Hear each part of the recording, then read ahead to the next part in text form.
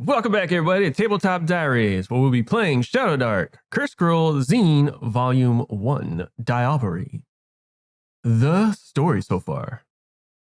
The party makes their way through a caravan back to Wardenwood. Along the way, they meet some interesting encounters and gain closure of the death of Mrs. Redcap and Tobin. Moving forward, you guys bump into a mysterious patron, the Willow Man, who offers you to worship him for a boon. You essentially all refused to give him what he wanted and basically got wrecked for an entire day with a disadvantage on every check and half health. Finally, you make it to Wardenwood, mostly unscathed, and are greeted. They knew your presence was coming, granted you access in, and you're immediately directed to the town's hall and greeted by Alora and Bauer, where you're basically having a diplomatic meeting and retelling of your adventures since you've left Wardenwood. Basically putting any missing pieces of what Alora may already know about you and telling how you met your new friends Cluck and Alzamar. And this is basically where we're picking it up. Guys, just finishing your tale and going to tactics of what the future holds for you with your newfound knowledge of Mugdablub and these patrons, the World Eater, and the future of this realm. Take it after you all kind of tell your story. You see Bauer sitting back on his chair behind his desk, thoughtfully stroking his chin and playing with his goatee a little bit, nodding his head to the truthfulness of your story so far, as you are still under a zone of truth, just to remind you. And also to further remind you all, you know there's some werewolves out there still, probably caught up on this druid that's wandering, looking for a certain artifact that's buried somewhere, and that there's probably a druidic circle out there also looking for this great staff. You still haven't found Urex.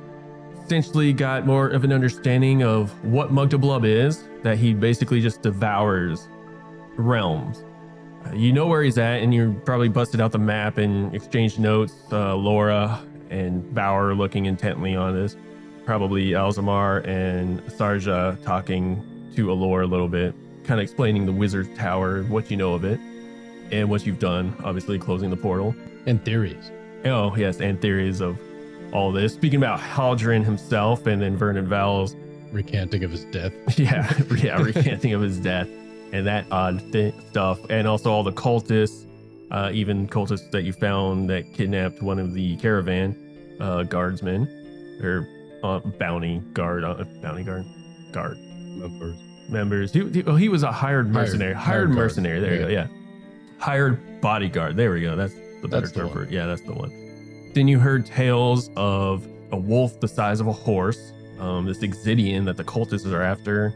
The strange wind blowing you to the north once you before the bridge, some little hut trail and some hills that you still not sure, little mounds off in the distance that are also right before the bridge. And I believe that is everything that you essentially have come across that they wouldn't have already known. This is very interesting. I see you've all been very busy. Right.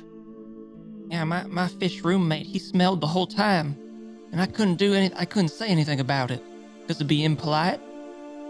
But it's just the smell of it. I'll never believe. You see, Sarja just looks at you incredulously. Zamar just shakes his head. I don't like this. I don't have anything against fish folk, but just the smell of it, it was awful.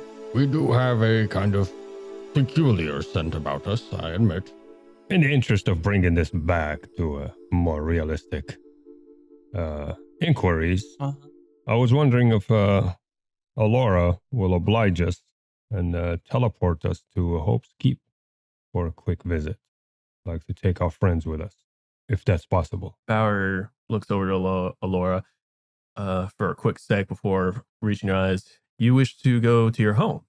We would like to visit our home one more time. Just say hi to everyone, because I have a feeling where we are going next might be very dangerous.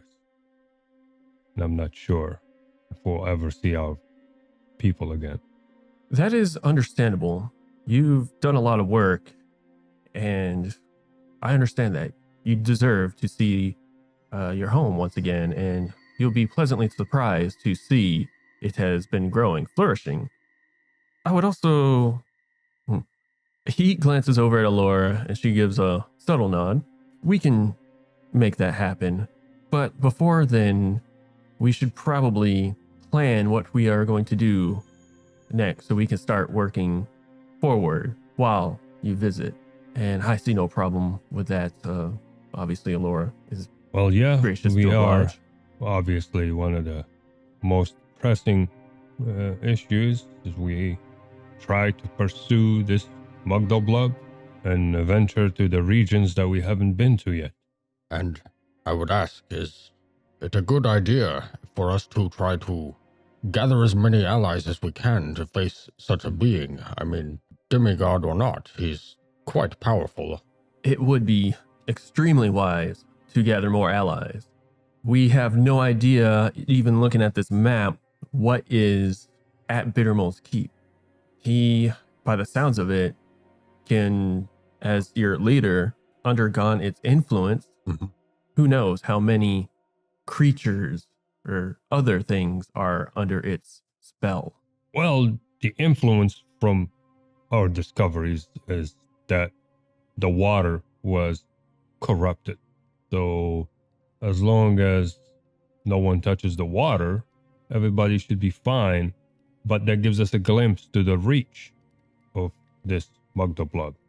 If he is corrupting drinking water, what else is he corrupting? Anyone can fall for it, and intentionally. As we saw in the tower, his corruption is spreading too. That's correct. So we need to handle it quickly.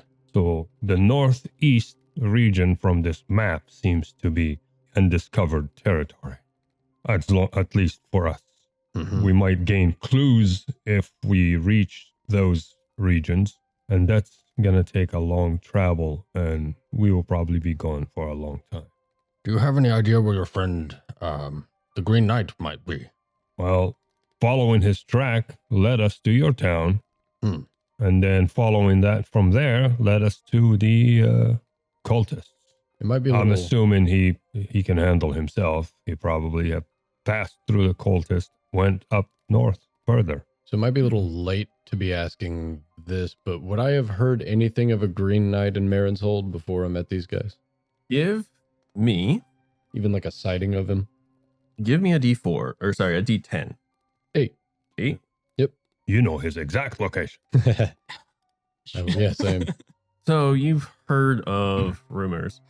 Nothing about a Green Knight. Or a Knight of Idris. You have heard of some knights from a dark order near Marin's Hold. Okay. Looking at the map, and you've seen it, but you guys didn't go in it, or sorry, Alzamar didn't go in it. You would have seen that, was it Myrtle's? Basically the Green Knights. Stronghold. Yeah, the Green Knight stronghold. Sorry, Meyer Castle ruins. The one we visited. Yes. Yeah. And you would have told them Yeah. that you seen ruins of the Green Knights. As far as, give me an intelligence check. Sweet. 16 plus 4, dirty 20. Looking at that castle ruins, and then thinking back on the rumors that you might have heard of, these Cursed Knights seem to have a more prosperous kind of place that they've gathered, like a prairie somewhere in the woods, possibly in that direction, maybe further up north, maybe south. But it's all just kind of rumors that you're aware of. But you have heard of these Dark Knights. You haven't heard Idris, but you've definitely heard Dark Knights. Gotcha. Bunch of Batmans running around out there. Yes. Christian Bale. He's got a whole league of them. Batman's running around. All right. Well, I think we should, if we got to get everybody around that we know, okay, there's the people of Wardenwood, there's people of Marin's Hold, people of Hope's Keep, okay, that's like 3 or 4 armies right there, right? I don't know if I'd go so as far to call it an army, but Okay, maybe 2.5. All right, and then we got, 3 militia. I guess we've got these weird knights who leave messages to us and we don't know what their size is, but we could try to get them in the posse. Also, you did mention orcs to the south. Maybe we can go meet them as well. Or maybe we can have a faction of some of our people go check that out while you go find your friend Yurik. Maybe a combination of the two would be more convincing about the unity needed to take on Mugdalblub. Yes, we should have people from your clan, as he gestures towards Bauer. Bauer nods in agreement. Yes. If we play this strategically, I was hoping that from Marin's Hold and from Wardenwood, parties will, as many people as you can conjure up, and they all head north from their respective locations. And we will head toward that locations from Hope's Keep after we visit, and we should all converge and come at it from different directions. The difficulty is that this castle is all separated by a river, regardless of which way we go. There's going to be a river there or some creek. I don't know. It depends where you. Well, from Hope's Keep, really. we can avoid the lake. The river should be. Well, it looks, if the map holds, it looks like there's wooded areas on the far sides of these rivers.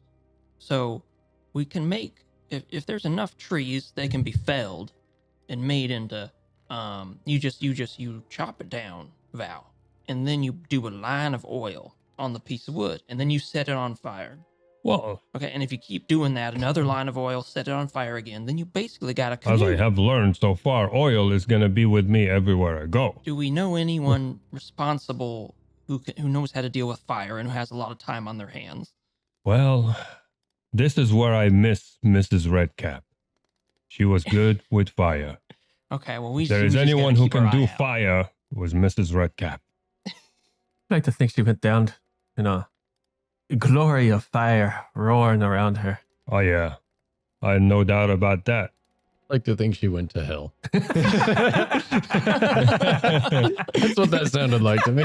Well, if she did, then from hell, let's ask her to send us some flames that never be torched. I like that followers of her own god, though. Like, killed her. It's just... Yeah, that's karma. Right. But anyways, if we all converge from all directions and try to find our way north, it'll give us a fighting chance, because from different directions, that's distractions from different directions to any threat that comes towards us. And we might come to aid each other in the process if we are available. Do you think it would be worth it to try and involve the orc? At this point, going face to face with this Mugdalblub and what we know so far, it's a threat to them as much as it is a threat to us. Indeed. If they will hear us out, they can benefit from this. That sounds like it might be the next step then. Unless you want to look for your friend. I have a feeling we will find our friend when we get north.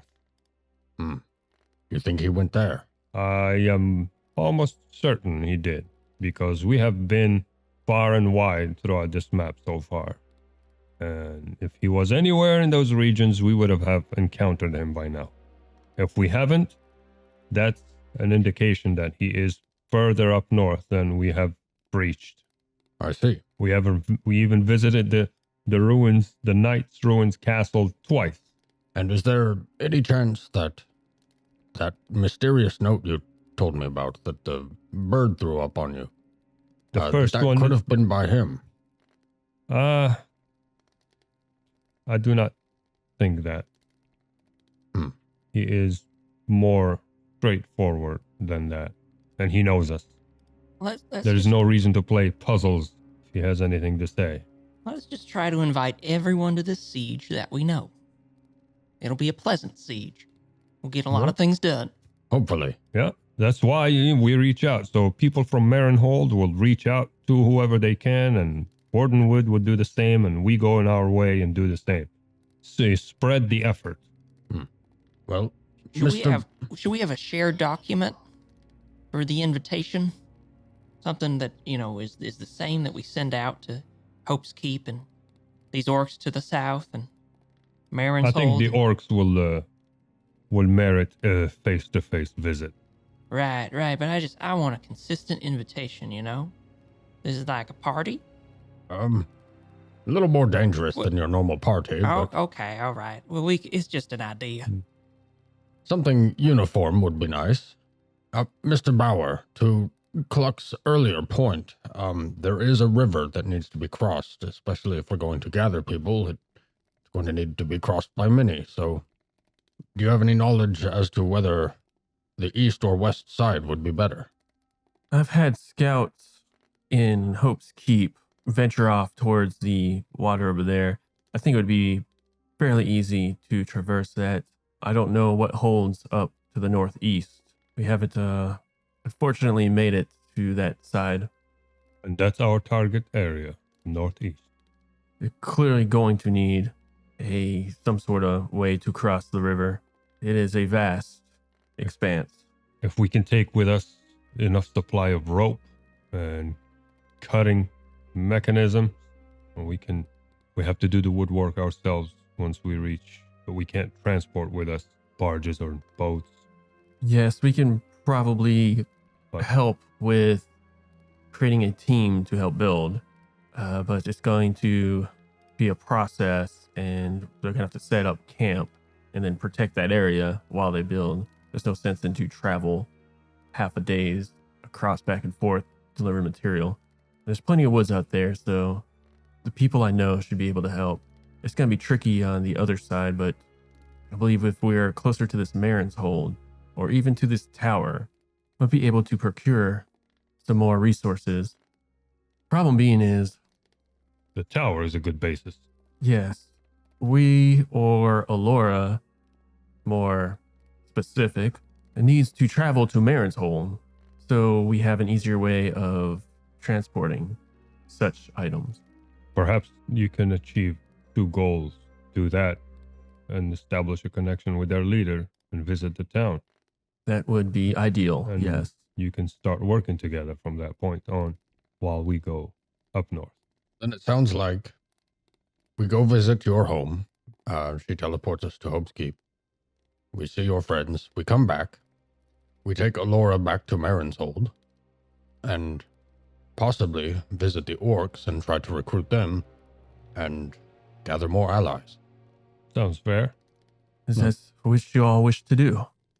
Yeah, let's be diplomats.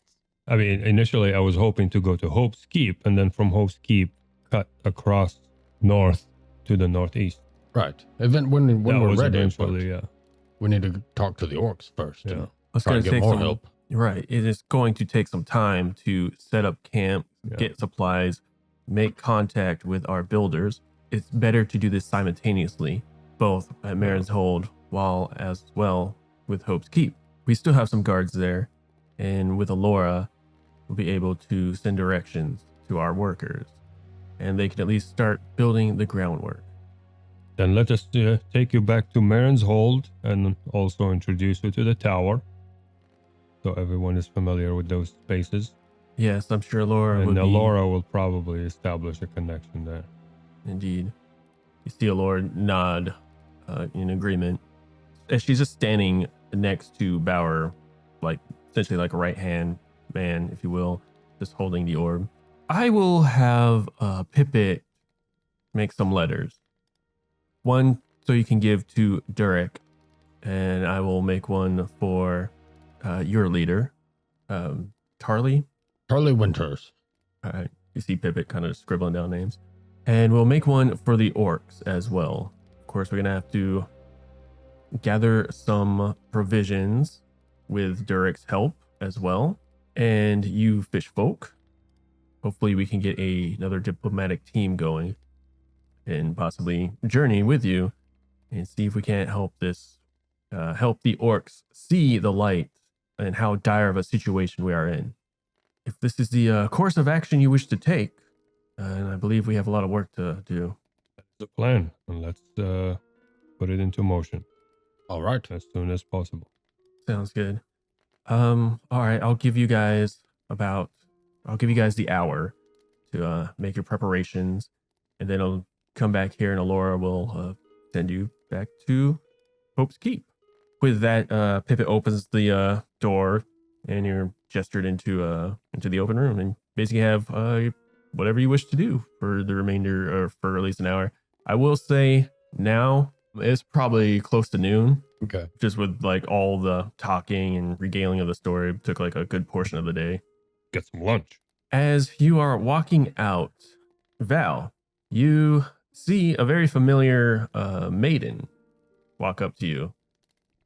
Excuse me, Mr. Val, I believe, was it? Hi, I'm the head maiden here. Mary, by the way. And I was looking, I've noticed I haven't seen Mrs. Redcap anywhere, and I'm holding some of her possessions. She wanted me to hold them for like at least a month, and I was just wanted to make sure. I haven't seen her. I didn't know if she wanted sooner, and I checked out the caravan. You wouldn't happen to know of her whereabouts, would you? Oh, she says that, I kind of choke up a little bit. Well, unfortunately, we lost our friend, Mrs. Redcap. We lost her in battle. She's no longer with us. Wherever she might have left, it is yours now. Is it a troll toe? Do you Troll toes. Troll It's toe. multiple Okay. troll I toes. couldn't even remember. Yeah. 6 troll toes in 2 different jars. Yeah. I was like, whatever she gave you, It's yours. it is Oh. yours now. Oh, that's Because I know what she gave her. you see just her face just kind of turns like kind of sad but puzzled and just distraught all at the same time. Oh, are you sure you wouldn't want to keep it as momentum? No, I do not know Memento. the use of those things. I mean, feel free to give it away or sell it. Oh. Mrs. Redcap was generous. And I'm sure she does That's not one way to mind. put it, I guess. That, whatever she left you will go to best use. But unfortunately, right now, I do not need it. Oh, well, if you change your mind and you don't see them in a shop, well, just let me know. As a matter of fact, I have a question for you. Do you know where directions to the artist sculptor in this town? What's his Oh, name? yes. I don't know his name. Do we? We never said it. We Well, know. no. Yeah, yeah. I don't think y'all know about it actually. Yeah, Mrs. Redcap did that by herself. She never told anybody about it. it. I wanted to go see the stand. I know, right? Oh, of course, everyone knows Voldo. All right. Voldo. yeah. Thank you again, and please enjoy whatever she left you and gave you. Oh, of course. Yeah, he's actually right next to the goods store.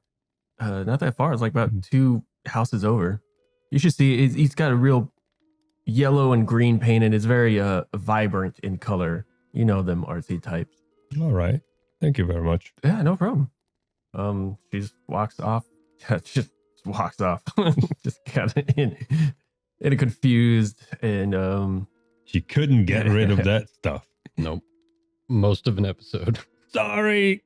I tried. troll toes now plague. I'm gonna head back to Tabitha's, the alchemist shop. Oh yeah. Does she have any acid vials or materials to make acid? Materials to make acid. Possibly. Roll me a percentile. 52. I will say you can easily find some components to make an acid potion. 1 acid vial? 1 acid vial. Yes. Okay. Or how many would you? Up to Many is- 4. Okay. Well, wait. Sorry. Let me do the right die. The right dice, if you will. Because you can only carry 1 per slot, right? Yes. So I will say you are able to make 3, but you have to roll 3 checks. Okay. And it will probably take a better part of the day. And you're going to need like some kind of lab equipment stuff to do. Okay. We head back to the tower. I'll find time to try and make those. How much does that cost me? 6 gold. All right. They're some rare components. Cool. All right. Anyone else? Cluck would like to go to the general store. All right. You see this female elf in figure. And you notice the sign says Amariella's Goods and Stuff Shop with an E at the end of shop. Amriella or Amariella. Yes. Amriella? Okay. Amariella. You put her name up there on the sign. Are you Amriella? Ah, yes, I am. How can I help you? I guessed right. Yes. All right. I would like to buy some salt. Salt. Oh, of course. I got plenty of salt. How much? As much as I can fit in a slot. I will. Let's say you have a bag of salt Okay. for a copper. All right, awesome. And I'd like to sell these grappling hooks. Grappling hook. 1 gold. Amriella, would you happen to be interested in two little handfuls of pebbles? Give me a charisma check. 4 minus 2 for a 2. Although those are pretty, smooth, and I must say they seem kind of polished. I really have no use for that. Maybe this Voldo guy might find them interesting. He's a craftsman. He's just two houses over. Cluck is gonna get real offended like and turn up his nose and just put the pebbles back in his pocket or whatever. He's like, I guess I'll just take the rest of my business elsewhere. Oh, Take your pebbles out of my shop. What is this abomination? Can I buy a ration? Just one. You turn around and walk right back in. Right. Actually, I have more business with you. I need some food. Yeah, easily. Do you remember how much that was? So 5? I think it was 5 for silver. 3. Yeah, 5 for 3. Okay, I'll just mark it. How much 2, did we say just for one more? 2? Because I got 1 ration pack that's at 1, and I want to just fill that back up. Right. Did we say that? I don't remember how much it was. It's 5 silver For 3. For for 3. 3. Yeah, it's a pack of 3. So what? That's like 1.5. Yeah. So 1 silver, 5 copper. Okay. I'll do that. Yeah, Wait. just For kind 2. of rounding up. Huh? For 2 though. So 3. Yeah, 3 silver for. You want 2 rations? Yeah. 2. Okay. 2 counts of I'll ration. say 1.5 per ration, or just 5 silver for 3. Okay. Then I'm gonna spend 8 and get 1 full pack of 3, and then fill up my 1 back to a 3. Copy that. Go purchase more oil. Oil flask, 5 silver. Takes 1 gear slot per flask. How many do you have? She ShadowDark. has 4 that you can get, so basically 2 gold, all 4. Do we have like a hotel room here or something? Where are we crashing? You can, at the town hall, you have your rooms. I have my rooms. Okay, I'm gonna purchase all 4. Take them to my room. Okay, you might want to write that in your notes somewhere. Yeah. So I'm gonna keep 2 on me and 2 in the room. Simple enough. Any other business? Anybody gonna talk to Voldo? Guess Cluck was if he wanted to Oh, get I rid mean, of his I know- pebbles. I know you were asking for directions. Oh, maybe you We- should go to Cluck, sell. you don't Cluck have wants to. to keep the pebbles right Oh. now. And okay, Mrs. he's Redcap offended. never said anything about Yeah, the so statue to anybody. yeah, so which means Yeah, you know, that's true. yeah, I'm not gonna bother by that. Yeah. I forgot. I thought I knew something, so I guess I don't. So I don't have any business going visiting that guy. I want to see it too, though. Yeah, Except the archer, his statue. maybe if Yeah. I walk by and see it accidentally, I'll be like, "What is that?" But Right. You know what? Give me a percentile. 60 and a 0. 60. 60. So you're leaving the shop. You're walking by and you notice in a window this spot on immaculate, about like 2-foot little statue that looks almost like it's half finished, but it says on sale. Wait, no, it would have been two. That was like what, been a week or so? Yeah. So, well, okay, it's on display. You'd see it on display, and it looks amazing. And you recognize immediately the small figure that's basically uppercutting. You see 2 feet in a groin area, and it just kind of like cuts off there. Yeah. And you can imagine the creature, it was like the troll or something, but like downsized into like almost like a miniature figurine size. But you recognize off the bat that likeliness that it looks just like Tobin, mithril armor and everything. What in the name of Taragnus? And I rushed over there, walking, and my eyes open. It's like, I recognize this.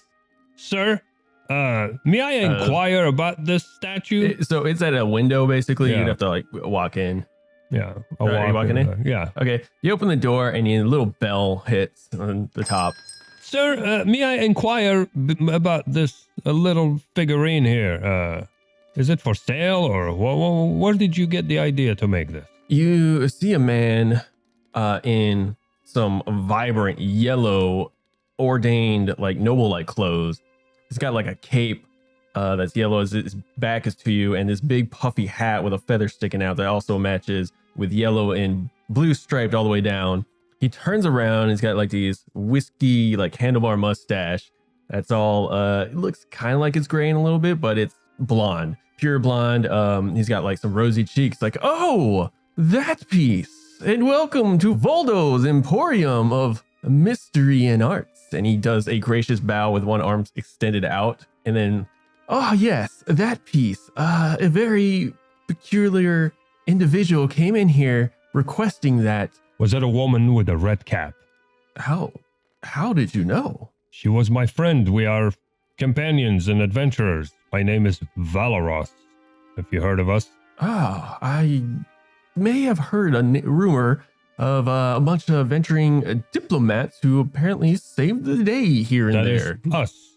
Me and my other friends. And she was one of our party. Oh, yeah. Mrs. Redcap. She was a part of the diplomatic heroic party. Well, she inflicted a lot of damage on enemies that were coming this way. It's tell you coming right that. for it. Did she commission this? She did, and he pauses with like his face kind of goes pale a little bit. You know, it's a peculiar thing. It is not a peculiar thing. It was an actual event. We were battling this giant monstrosity. Oh no, not the people. Well, I mean that's kind of peculiar too. But no, the. You know what? I'm sorry. Anyway, if she's with your party, then she should be coming here to pick it up anytime. She is dead. She died in one of our battles, unfortunately. He pauses and stares at you. That is most unfortunate. I'm sorry. As a matter of fact, her and another friend, they both perished. And me and my other friend, we were the only survivors from that encounter. We came back. I'm sorry to hear about this. I can't believe she commissioned this. It was an epic moment in one of our encounters with a monstrous creature. And the friend who perished with her, he is the one who performed that very act while we were battling this thing. Oh, well, I mean, this might be a sign. If you want this piece, it is all yours. Yeah, I would like to take it. Yes, please. Did she pay you? Should I pay you? Don't worry about it. She put a deposit, but you know what? It's yours. Don't worry about it. I appreciate this very much. Oh, this means a lot to us. Means a lot to me. He starts wiping his brow a little bit. But yes, all means, please get it on my store. I mean, please take it. I don't want to see ghosts anymore. It is a very special piece, I must admit. Well, she was a very special lady. I put my best efforts into this piece. So I'm glad it's going to someone who will truly appreciate it. And I will gladly take it off your hands, and I'll grab it. Val, do you have inventory space? No, I mean, we're in town. I'm going to grab it and take it with me to the room. I want to Right. I want to go surprise. Yeah, I'm going to go surprise Vern with it. Honestly, it should go sit up in Geed's bounty in Hope's Keep. Yeah, I mean, we're going to take it with us to Hope's Keep, but The old for tent. now, I'm going to take it to the room since we're, Hell yeah. taking What a bizarre hotel room Yeah. sculpture to see. I'm So when gonna Mary goes go- into clean. I'm going to go find Vern and, shock him with it. The Oh, hell last yeah. statement from Mrs. Redcap. I mean, That's pretty cool. this came out of nowhere. She sent us a sign. So I'll go back to the hotel, like rushing, trying to Yeah. find Vern. Can't wait to show him this. You see Vern stepping out of his room. As you can see, he's kind of prepping up, putting on Yes. some of his bracer. He turns like, I what's up, walk man? rushing and I have it under my cloak. Vern, brace yourself, my friend. I have Oh. something that will bring your spirit up. Okay, I mean, I wasn't You're not going to believe it. What? What is it? I look left and right. I raise my cloak, and I lift it right in front of his face. Do you recognize this? Is it... Brother God, is that Tobin? Yes. I found this at the sculptor. Apparently, it was commissioned by Mrs. Redcap before we left. Is that The last time we left together. She got it commissioned. She paid for it and she commissioned it. This. And this artist, he made it and he was waiting for her to come back and pick it up. The craftsmanship is remarkable, I'll say that's for sure. Somehow he seemed very eager to get it out of his shop, but he gave it to me. I mean, it's... for the arts, I'd mean anyone else. But I know who this is and what he's doing. I mean, I could kind of see his... well, maybe, I don't know. Well... Why is it only half done when I could... Well, perhaps she didn't... Troll. She paid for this much. If you remember, she was we were broke. low on funds, you know. Perhaps she commissioned half of it and hoping if we return, she will finish the rest of it. But whatever it is, this is one of her last gestures to us. Let's drink to that. By all means, yes. So where are we going to put it, though? We're going to take it back to Hope's Keep and put it in the town. Deserves to go home. Okay. How an appropriate way of taking something back to honor our friends. Yeah, I didn't even think about it. We have to break the news to Tally and Durgeon. We will take it to be in display in Tobin's tent. Yeah, we still got some time. Yeah, let's have a drink. Have a drink to our friends. In his honor. Yes. And we go have drinks. Anyone else doing anything else? After the general store for the rations, just gone back to hang out there. Cluck 2. We'll say about the hour pass as you all meet back up to Laura and Bowers in there and Pippet. Sarja and his people aren't there at the moment. Some Bowery guards you all. If you all are ready, Laura will grant you a way to your home. I'll have the statue with me wrapped in cloth, carry it in my hands. I see you all have your provisions and stuff. If there's nothing else, gladly open the portal. She's only going to open this one way, so basically you're going to have a day, and around this time, noon tomorrow, we'll open it back up. All right. We already sent a message to Derek. Oh, and here. And he hands you an envelope with his crested seal wax stamped on it. This is for Derek. You give it to him. It's essentially our plans and what we've discussed about earlier today. All right. All right. There's nothing else. Gestures to Laura. Laura looks at you all and then starts chanting, and the orb starts glowing. See a portal before you. This way. Fascinating. Can't wait to learn this someday. Follow us, I'll go friends. Welcome to our home. All right. Stepping through the portal, you find yourself outside the gates. First thing you notice is Hope's Keep. The outer walls are immaculate. The stone looks like it's completely refurbished. There's some banners now. You notice immediately Bowers' crest running down one of the towers and Durek's crest, a bitter mold, his actual bitter mold, which you now would recognize is his. You see some guards standing there. They looked a little shocked and kind of looked around like, sorry, we were expecting you. It's like, lower the gate. You see the door start to open, the big gate. When this opens up, the town is rustling and bustling. The first and foremost thing you see in the center of the town, or the keep, is the dais. There's a little square that they have little speeches in the center, is now a raised stone platform with a statue of Taragnus herself, holding a shield and sword pointing to the sky. There's some inscriptions that you can't see from this close. Town looks bigger. You can see that the walls actually extended. Where the tower was in the corner, there's actually stuff behind it. Also, while approaching the gate, you take a look to your left and right, and you notice like a lot of the trees that were grown there have all been laid down, and it's more opened up, and the forest is kind of pushed back. And you see wooden fences and essentially farms and like little barns. And you're looking around, it's like this would have taken months to build. And everything looks like it's flourishing, like even growing a little bit, which is odd because the seasons for like certain stuff shouldn't, especially knowing those farms weren't there, it's already starting to sprout a little stuff.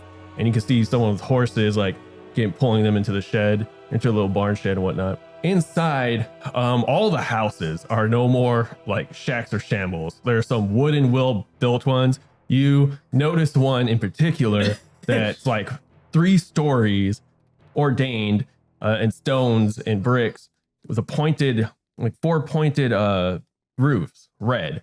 That you surmise is probably Durek's.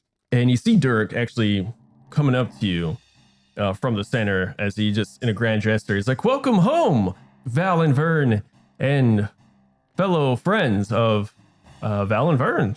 Hello. Lovely Derek. home you have here. It's been a while, my friend. Yes, it has been. As you can see, everything is flourishing now. Look around. This is fascinating. Amazing. Yes, we've had a lot of help. Alora has been extremely helpful. Her and her friends. It feels like we've been away for a year. Yeah, she's amazing, and they were just bringing a bunch of people. If you notice, we have an increase in dwarf population. They're gray builders, and they've helped literally with everything. It is astounding. I don't even know that where they came from. explains the expediency of the build. Yeah, and her and her magic, kind of just creating material almost out of thin air. More mending stuff. It was pretty wild to watch her work. Of course, she was only dedicating half her time there, and then the dwarves could basically just find their own, and they just went to work. I mean, look at the tower. It is almost completely refurbished, and you could tell that the top of the tower still has like some missing pieces here. Construction stuff, Yeah, that they just didn't figure it was time to like work on because they were trying to basically infrastructure the rest of the place, make this place a stronghold before really like, making other stuff unique. Also, to the far right of the statue where Geed's Bounty is, you see an ornately built tavern. Geed's symbol, holy symbol across, the big words in wooden says Geed's Hearth. Or Geed's Bounty. Sorry, Geed's Bounty, yeah. Geed's Bounty.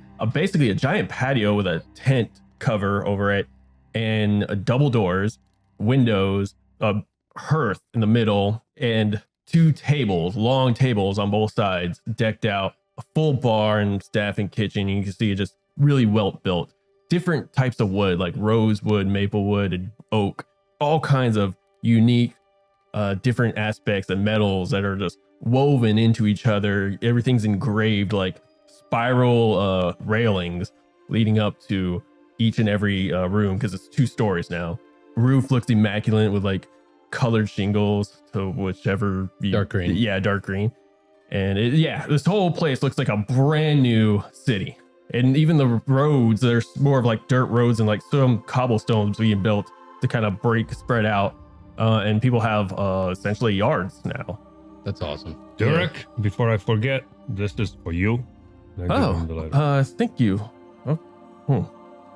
He cracks it open, takes a second to glance it over. I see. This ought to be an interesting. He folds it up. It is the plan. All right. I'll take a note of that a little bit later. While amongst, by all means. Well, what are my manners? These are our 2 new friends Hello, good that sir. we joined, Cluck and Alzamar. Nice to meet you. If you're friends of Val and Vern, Alzamar and Cluck, then you are friends and fully welcome to Hope's Keep. And welcome to Hope's Keep. A pleasure to meet you, Mr. Durek. I am sad to report we lost Mrs. Redcap and Tobin. I've And heard. It was I am surprised that me and Vern have survived. We were not supposed to survive, but we managed miraculously. We are still dealing with that grief. However, seeing this helps. Our home has flourished in this manner. Yes, I'm sorry. He pats you on the shoulder with his hand. I'm sorry for your loss. I was going to tell Tally myself, but I couldn't bring myself to do it yet. I will go and tell him I have a delivery for him as well. Her. Or her. Yeah, it'd probably be for the best. Be easy on them. I could only imagine how they're gonna take it. But if you need anything, you know where to find me. That's my home. If you haven't been able to tell, and he gestures to the 3-story house that is greatly built, and it has a fence, like with those iron bar fence around it. Nice. But the gate's open, so it shows he's like, welcoming. Yeah. My door is always open to any of you. I will get through this letter. I will make plans, but again, feel free to be at home and relax Thank you. for as long as you are here. How long are you? Well, we are leaving tomorrow. Oh, Tomorrow wow. noon. We came for one visit. After experiencing what we experienced, we realized that let's see our home once. Maybe we won't come back next time. At least we have a chance to see our people and our town. Because what we were about to embark on next is going to be extremely difficult. I can only imagine. If you do have some time later tonight, I would love to hear in person more of what has befallen y'all. Sure. Yes. We will visit. All right. Well, my door is always open. Just knock. Nice to meet you all. If you all pardon me, I got apparently important business to attend to. And he flaps the letter and walks off. Oh, Alzamar, Clark, would you like a drink? Sure thing. Let's see your home. I like what I see so far. Well, you've seen it like this. I mean, we've seen it like this for the first time. It have changed. It wasn't this glamorous. This is new to us as it is to y'all. This is like a whole different place. Somebody could lay an egg here, have a family. That is correct. I suppose if you lay eggs. Suppose Wait, so. do fish folk lay eggs? Do fish folk lay eggs? Sure. The DM just asked himself a question. Some of us do, but not all of us, yes. Well, Geed's hearth was our friend's, our fallen friend Tobin. That was his place of business. I see. I like how it looks. Yeah. Let's go check it out. Let's go pop in for a drink. All right. Walking into Geed's Bounty, you see a myriad of customers. It's pretty busy right now. You can see Tally working the tables swiftly and handing out mugs. And you can also see Durgeon behind the bar, also serving drinks. Couple other halflings and elves helping serve. You notice a lot more like worshipers, if you will, working here as well. A couple dwarves, a bunch of dwarves actually, just kind of sitting around drinking, taking a break. It's lunchtime. What's just going on? Oh, They haven't seemed to notice yet. we'll walk up to the bar to order some drinks. And get to the bar and slap my hand. May we have some drinks? As you see the back of Durgeon as he's pouring some drinks, like, yes, I'll get with you. Wait, hold on. And he turns around. Val! Oh, my gods, it's so great to see Durgeon, you. how are you? It's been a great look at this place. I see. You have flourished. Yes, this whole place has just been in an uproar ever since Alora and Bauer. They sent us workers, and they've been so helpful. We got so much more followers for Geed, and this place is immaculate. We have rooms now, like it's a proper tavern and inn. Well, these Tobin are was gonna be so happy. Where is Tobin? these are our new friends. Oh, sorry. Alzamar and Cluck. If, Hello. Hi. Oh, wow. I've if never you don't seen mind getting them something some like you. drinks. Of course. He's pouring. I haven't seen anything quite like you. Well, you may see more of my kind in the near future. Hands off your drink. This is the house special. I'm still working on a name. I think Tally was trying to put Geed's name onto something on it. what was the name of the Geed's drink that we drank? I think it was Geed's Hearth? A wheat beer. The one that, we all I think it was just Geed's Ale. Yeah, Geed's something like ale? that. Yeah, it's probably like Geed's Ale. Hmm. Yeah, we're working on some stuff, new items on the menu because we have so much new food now. Bauer and Alora have introduced us to essentially a whole new ecosystem. It is great There's stuff. a lot to see out there. And Yeah. more coming, too. Your friends here established a diplomatic agreement between my people's home and Wardenwood. By extension, our home. Marin's hole. Yeah, it's furthest point that we reached and found a settlement of decent people who are also trying to do what we're doing here. That is amazing. They are fish folk, but they have their own settlement. Yeah, and he hands you all the drinks. I've never seen your kind. That's amazing. Well, it's He a pleasure pours to meet another- you. Pours another mug up. Where's Tally? Tally, oh, she's over there helping some customers real quick. Hey, Tally, Val and Vern are back, and they got new friends here. Hey, where's Tobin? And he puts down another drink. Sure, he's got to be thirsty. Well, do you mind we speak in private for a moment? Sure. I suppose so. Tally walks up, like, oh, Val. Give her a hug. Yeah, she hugs you. Oh, and hugs Vern. How are you It's like, doing, dear? Oh, I've been busy. We Oh, missed Lord, you. We missed Thank you all. I've missed you all so well too. I'm glad you guys are still thriving and good. Look at this place. It's been amazing. You see Durjan comes back up. He wants to talk to us in private real quick. We sit in the corner. Sure, we got table, a place in the back, and he kind of takes you and Vern will follow suit. Yeah, you guys are. I'll sit at the bar Yeah. and Okay. wait for him. All right, you guys make it basically into the kitchen, kind of like towards the pantry where it's a little bit more quiet. You see like a couple hands are off to the side, but they're not paying attention as they're busy like throwing logs in the fire and stirring pots and going in and out the back to gather materials. And it's a bit noisy, so you know you basically got some privacy. Well, I'm so glad to see you, flourishing, having some success. This Yeah. makes me feel satisfied Yeah, for the moment. thank you. I mean, it's all thanks to Bauer and that elf mage lady, And, Laura. I wish I was more eloquent and savvier with words, but Tobin and Mrs. Redcap have passed. We encountered some cultists who took us hostages, and they were going to sacrifice all of us. And they put us in separate tents. Me and Vern, we managed to escape. We came back trying to find them, but they didn't make it. We managed to bring vengeance on them twice, and we will continue to do so. They are the most vile bunch we have encountered in the woods, but we lost them. I wish I had a better way of saying this. As you are explaining this, you see Durjan has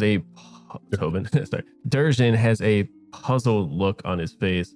Tally kind of just gasps, and you hear like a tankard hit the floor before you realize like she stands to the side of you and has dropped her tankard of ale and it's spilling all over the floor, which Vern offers to try and hug her. As he hugs her for a second, as she pushes him off and just runs out the door. Wait, are you saying he's dead? Mrs. Redcap as well. They fought to the bitter end. A fool? No, it can't be. Not Tobin. He's too careful. He never throws himself into danger. Not like that. He did not. We denied it for a long time, me and Vern. We searched high and low.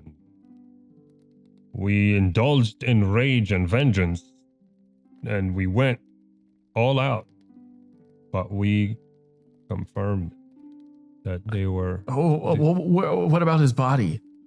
they were sacrificed to some vile deity. I don't even remember the name of it. Well then, you saw him get sacrificed? We captured one of those cultists and tortured him and got the informations out of him. That's how we know. And we went back to their camp twice. We burned half of it, trying to search for them. It's true. They said they killed both of them, Redcap and Tobin. I'm sorry, we fought them and they were too strong at the time. they kidnapped me and Val, and what he's saying is true. We managed to escape barely with our lives, and the one said they're dead. They sacrificed them. I don't know what else. Durjan kind of shakes up, puts his hands up. No, I don't. I need to see the body. Yeah, you haven't seen the body. How do we know he's actually been sacrificed, or her? Well, we have vowed vengeance on these cultists for as long as we live, which means now we are going to keep going back and back to those camps and kill and slaughter as many of them as possible. And if we come across a body, you'll be the first one to see it. That's all I can tell you. We were in disbelief as much as you are for a long time. We kept hope. We looked. We lost our minds for a while, you know. I went on a bloodthirst, vengeance, rage quest because of it. True, he went bad. And I'm still feeling that way. Every time I see one of those cultists, I can't control myself. Now it's in me forever. You see me reasonable now, but if one of those cultists show up and I see one of them, you will never recognize me because now all I can see is my friends. And as you said, the closure. Where are they? Where are their bodies? And it's been, believe me, those people are in the business of catching and killing. They're not in the business of keeping things around alive. I don't know how else to explain it to you unless I'll take you to them so you can see what they are. You see Durjan just, as you're saying this, he's stopped looking at you and just kind of looking off, maybe through a window or something. Starts just shaking his head no slowly. I can't believe. I'm sorry. I can't believe. I have to go pray. And he just turns around and is like, Frederick, run the tavern. I have to do something. He just. I'll catch him before he leaves from his shoulder. Before you go, Mrs. Redcap left something before she died, and I would like you to have it. She captured one of the most heroic moments of Tobin, and I unfold the statue and give it to him. You take your hand off and you try to reveal this, and he kind of just looks, not even really looking at it, and he just kind of points to like a place on the floor, and you can see like tears just spewing in his eyes as he just walks out and says nothing. Give him time, Val. I understand. There's no better way to deal with this. There's no better way to deliver the news anyways. I don't know any other words. Yeah, I agree. It's hard to accept it myself. I didn't want to, but after seeing the crazed look in his eyes and at the cultist and what he's saying, and I just had no doubt. Why would they keep him alive? Just to feed him to this Exidians. I understand his denial. I mean, we didn't see the body neither, but if I know what those cultists do is probably consumed in some fashion. I'm gonna walk behind the bar and go to I assume there's like a display wall or something, and throw it into the hearse. No, yeah, The mantle above Just that. watch it. Okay. behind the counter, where the bar. You can easily there's a little kind of desk area that. And I'll just set it in the corner there and just leave it. Oh, right. I guess you guys make your way back to the bar and you see your two friends in there. That didn't go well. Cluck is gonna How see. did that ever go well? Cluck is gonna see the sculpture on the behind the bar. He's gonna raise his glass. That is Tobin. To Tobin. Harold the Victorious Dead. Cheers. Cheers. He was a great halfling. I'm sure he would have honestly loved both you guys. And he would have loved this place. This was his home. Dream. This was his dream. This is quite lovely. Yeah. He started this as a tent. Makeshift small tent. Oh, that patio outside. That was the last time when we saw it. It didn't Wow. look like this. But the tent is better. Even the patio's better than what this The patio place is to look. fancier than the This tent. is like Gee's Hearth like level. I'm gonna say it might be a little bit better, to be honest. They really put the work in. But what Yes. was better about it is Tobin. It was a place where people come and Yeah. hang out, bring hope. Hmm. It was his heart. And you would see like kind of to like one of the corners, there's a shrine to Geed. And you can see some patrons kind of put some bread and offerings down and light an incense or candle and walk back and just go back to their meals and merriment. You would have loved this place. I can see why. I wish you could see it for just one moment and Yeah. go back. It's that's the hardest part about it. It's fruits of labor he will never get to see. Well, I'm gonna take more pleasure in tormenting those cultists from now on. I mean, I don't think I have anything else to live for but the pursuit of their pain. How many are left, Val? You killed a lot of them. Well, there is enough of them for me to enjoy. As long as they're alive, I have a will to live. As long as they are We around. start seeing recruitment pamphlets pop up in town. Like, yeah, the crude drawings of like cultists, and then like a knife through one of them or something. It's like, come kill cultists with me. Call Val. Right. Somehow. If there is life in me, I will bring as many of their skulls over here and crush them in front of this tavern. Cheers. Cheers. Yes. Is there anybody, guys, that we need to talk to about Mrs. Redcap? I was And- planning to go and visit her hut. She Oh, didn't okay. have anybody. She had her hut. She was kind of a lonely, private witch. Maybe she has some good stuff in there. You Well- said she was an alchemist, right? Raiding She is, party. yeah. Let's go raid Mrs. I'm sure whatever she has, she wishes it to be used. On party You know, business. She was good with those things. So I don't know. There aren't any booby traps or anything like that. No, Mm. no. Well, if she has anything of use, every time you use it and kill with it, kill on her behalf. Oh, I will. at most, I would just maybe see if she had alchemy components or ingredients, but that's disrespectful. I can go without. Let us go. See if her hut's still there. All right. Let's Alright. visit Mrs. Redcap's house. I mean, I need to visit my home too. Kind of curious if anybody touched it or anything. Yeah.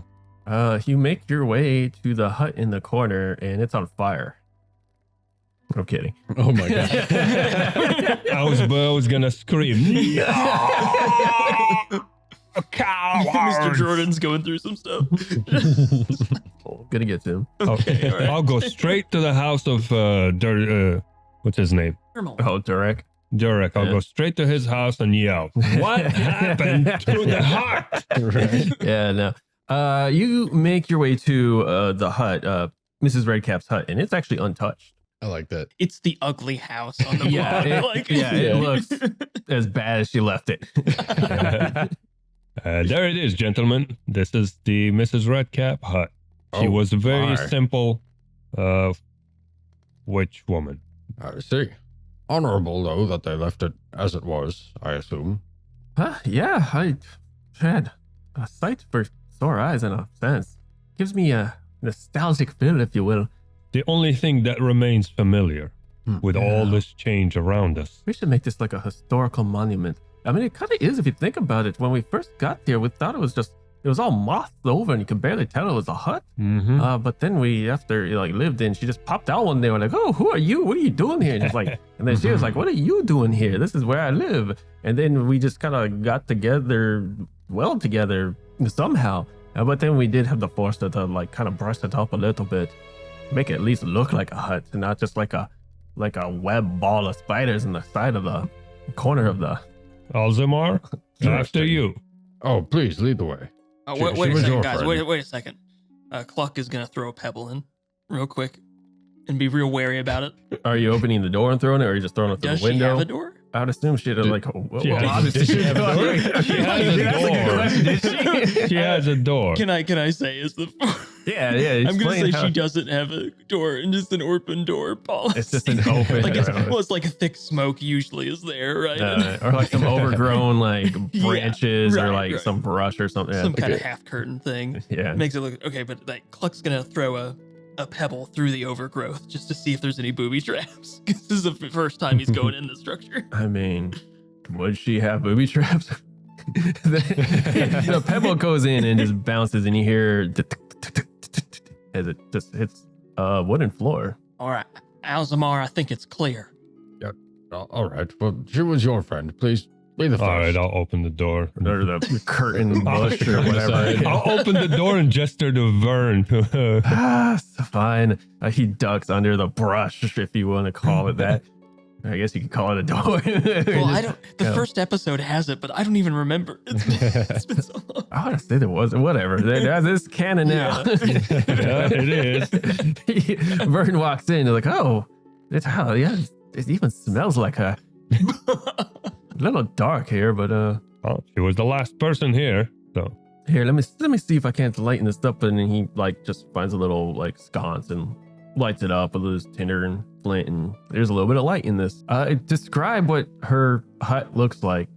So it's a night and day from the rest of the town. All right, the HOA was too afraid of her. It's just there's been some dust collecting over time.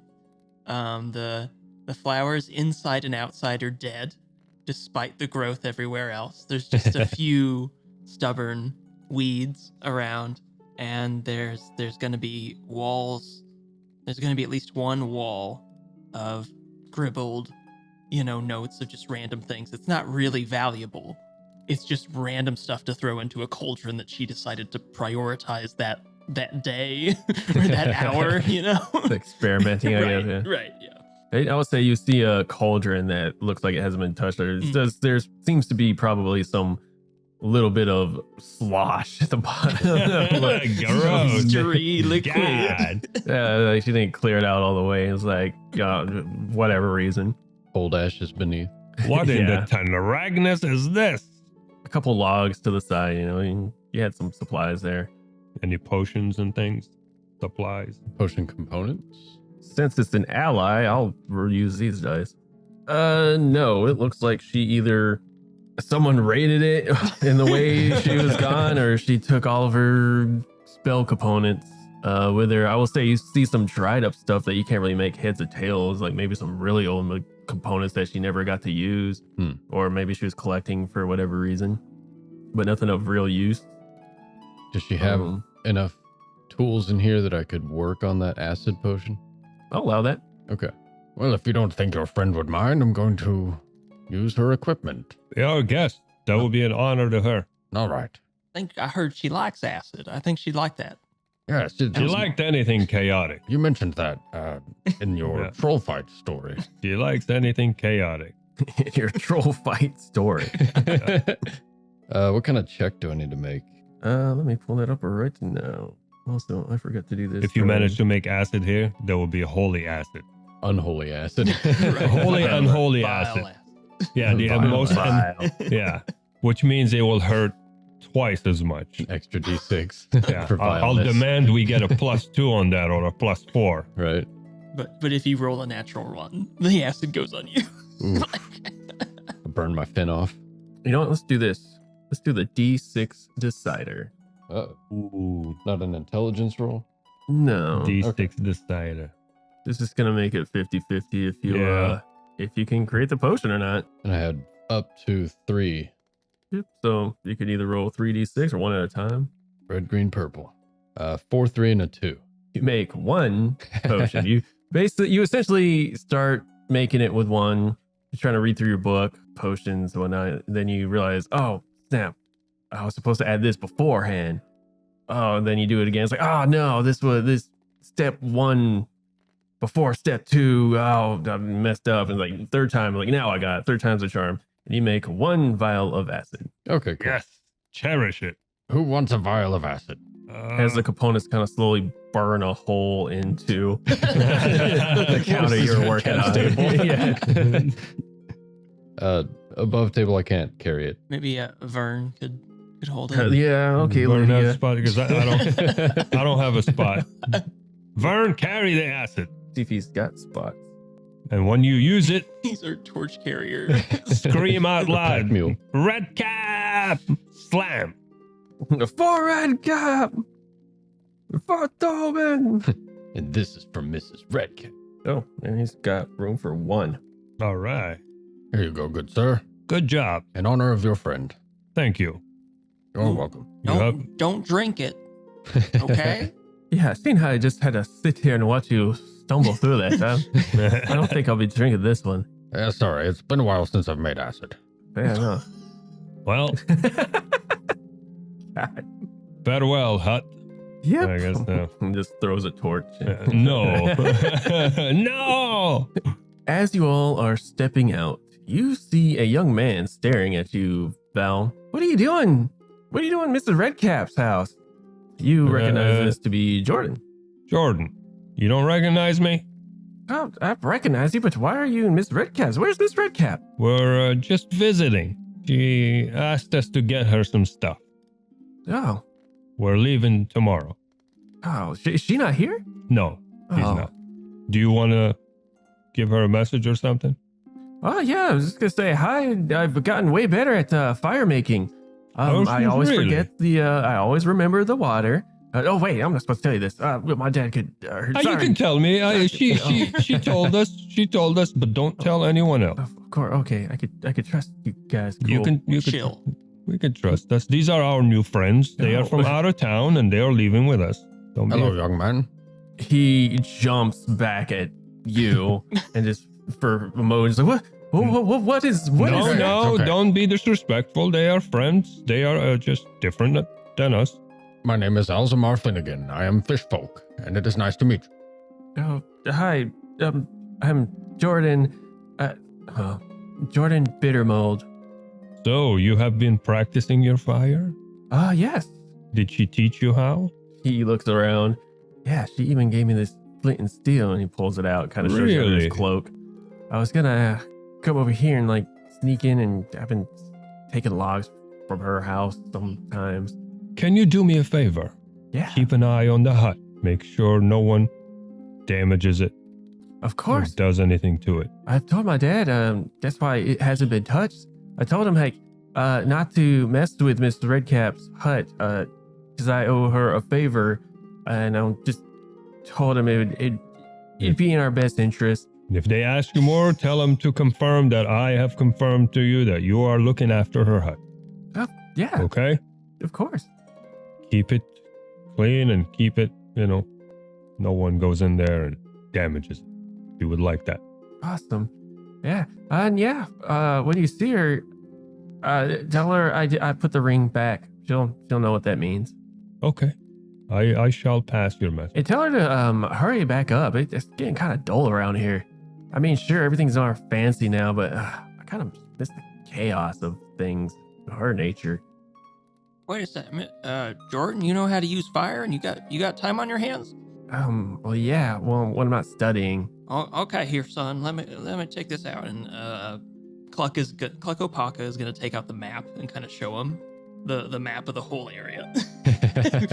What? Just, oh, wow. This is where we're at. This is Hope's Keep. And over here to the east, there's this river. You see that? Yeah. Okay. Not supposed to tell you anything, but we need boats, son. Boats? How many boats have you made in your life? I've never made a boat before in my life. Okay, well, that means you don't have any bad instincts about it. I haven't really seen, well, besides the water that we get from the well, I've never seen like a huge body of water. I've seen a pretty big pond. I'm not allowed to go outside. Well, that's for your own good. It's dangerous outside. Yeah, I know. Dad's always saying that. Okay. But there will come a time where you can go outside. We're working on it. I want you to train up on how to make boats. That's a good skill. It's gonna be way more useful That when sounds everything so gets safer. boring. What is a boat anyway? You What are you get to talking about, use those big- fire to make a boat.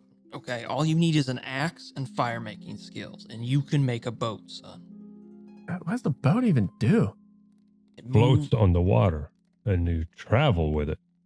Oh, those. There was a weird word in the book for it. I don't remember. Oh, Imagine a very large bucket and people floating in it floating in a bucket. on a big, big pond. Oh, wait, is that the thing you owned? Apparently, my dad said you came on a great ship. Yes, that's where I came. It was a great ship, and that's how you sail out in the ocean. Oh, that weird, funny, like triangle scoop bowl looking thing. Yes, it is. Hmm. That's the only Interesting. way you can get across a big body of water. You can't walk. You have to float on the wooden ship. Wooden ship. Okay. Yeah. Yeah, my dad tried to draw some of the paintings we have of those are not good. They're faded with time, and I could barely make out any of it. I mean, I could tell the water is blue, but yeah. I'll tell you what, next time we come back, I will teach you all about it. Oh, I would enjoy that. But you oh. have to keep an eye on the hut. Of course, Okay. of course. Tell Miss Mary Cap to hurry up. All right, You kid, got it. Kid, here's 2 gold. Okay, you buy yourself an axe, and then you'll be ready for whatever comes. He looks at the gold. Boat making, whatever. Thanks? Yeah, Sure. you should get paid for the work that you do, son. You don't just have to work for free, you know. He just pockets the gold. Fair enough. All right, be good now. And he saunters off. Okay. We Wow. gotta go meet up with Derek. All right. After What's up? a while, are you all of you?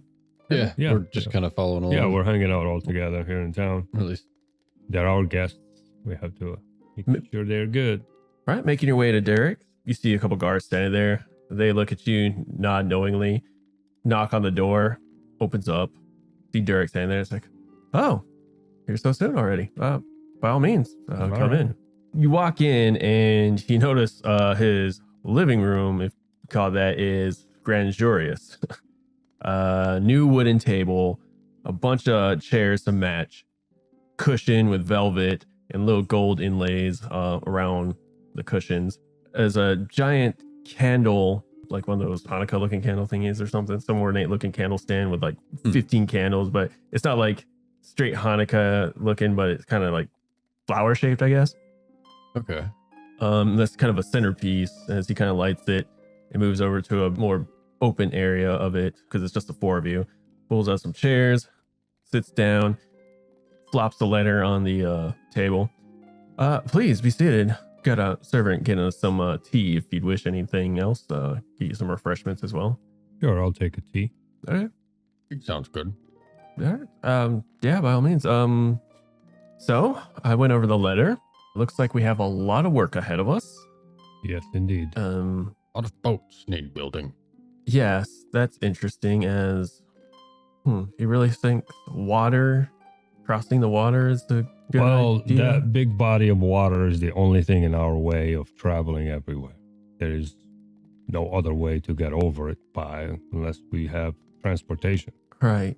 And our only 2 options to Bittermold Keep is, and I'll pull out a copy of the map, either this river here on this side, which we're closest to here in Hope's Keep, or on this other side. You see his eyes widen as you lay out this map and start pointing and explaining. Hope Keep, and that's Wardenwood. He points to it. What is all this? And he kind of just starts pointing everything to like And that's essentially the Marin's east. Hold. Where he comes from This is is my right town. down here. Independent community, fish folk. That's the Knight's Castle, and that's the Wizard Tower. We've been to all these locations and back. All of these locations? Yes, sir. Well, most of these locations. Well, me and Vern, we have been most of the one we pointed out. But there is the unknown northeast. Yeah, and I see there's some markings here and there, and he pointed out some. And this, he points at, this is where my alleged old home is. He scratches his chin in thought. You could tell he's in deep thought, like definitely cogs are turning in his brain as he's taking everything in, just staring at the map. This gloaming is astonishingly bigger. than Yeah, I've ever it is bigger imagined. than we thought. All of that's gonna be eaten by an oozy god if we do nothing. False god, but yes. Oh, Yes, we've been Laura mostly with her magic ability has been going through a lot of the old books. And yeah, a lot of Mugdablub we've discovered in Titania, some of the other lesser deities, patrons, if you will. Yeah, this is really fascinating. And you see, he's still just kind of staring at the map. And Well, at Marin's Hold, we have experienced but a taste of what this Mugdablub can do to others. And we managed to overcome it, but it's not good. It's something that needs to be dealt with. Yeah, that's what the letter was going through. It appears sending us a team.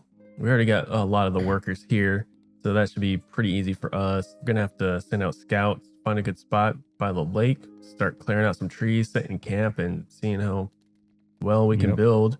I'm not 100% sure if Alora's going to be able to help us, as she has been expediting some of making of these boats to cross, so that's gonna be a thing. It's my job here is to rally the good people of Hope's Keep, those willing and able to basically send over to Mugdablums. To Bittermold's Keep. And I suppose in a few 10 days, probably we'll figure out exactly when our plan of attack is. It also says something about a diplomatic party heading towards the orcs, possibly. We are going to go to the orcs and see if we can reason with them and get them to join us. That is fascinating. Because this fight matters to our survival. All of us. Mugdablub is corrupting everything. He will consume it all if we do not take care of him quickly. It's a situation where there is no choice but fight. Through a magical map in the wizard tower, And I'll lay my hands out on the copy of the map showing the width of the black curse spreading that we saw on the roof in Haldren's bedroom. his curse was already this large, and we could see it growing. This needs to happen now. That is alarming, sure. I suppose I have a lot of work ahead of me. Do what you can, and we will go tomorrow, and we're all gonna do what we can and hope for the best. Right. You see shortly after a servant maiden comes and places tea next to each and every one of you, and a little plate of basically charcuterie, cheeses, and dried meats. Well, I mean, if you all don't mind, since I have you here, please regale me of these adventures you've been on. I am fascinated to hear. Well, before we do that, I must tell you, I tried my best to break the news to Durgeon and Tally. Oh, They didn't take it very well, so they are now grieving, dealing with it. But just in case you notice anything from them, take it easy on them. of course. I will send word to some of the others and let them know, the worshippers to Comfort them as much comfort as they them. Indeed. Loss is no easy thing to go through, understand. But with time, their wounds will heal. Well, if you want to hear our stories, I mean, as much as we have adventured and encountered a lot of different things and fought a lot of different things, these cultists were by far the most vile things that we have come across. And obviously, it cost the lives of 2 of our friends.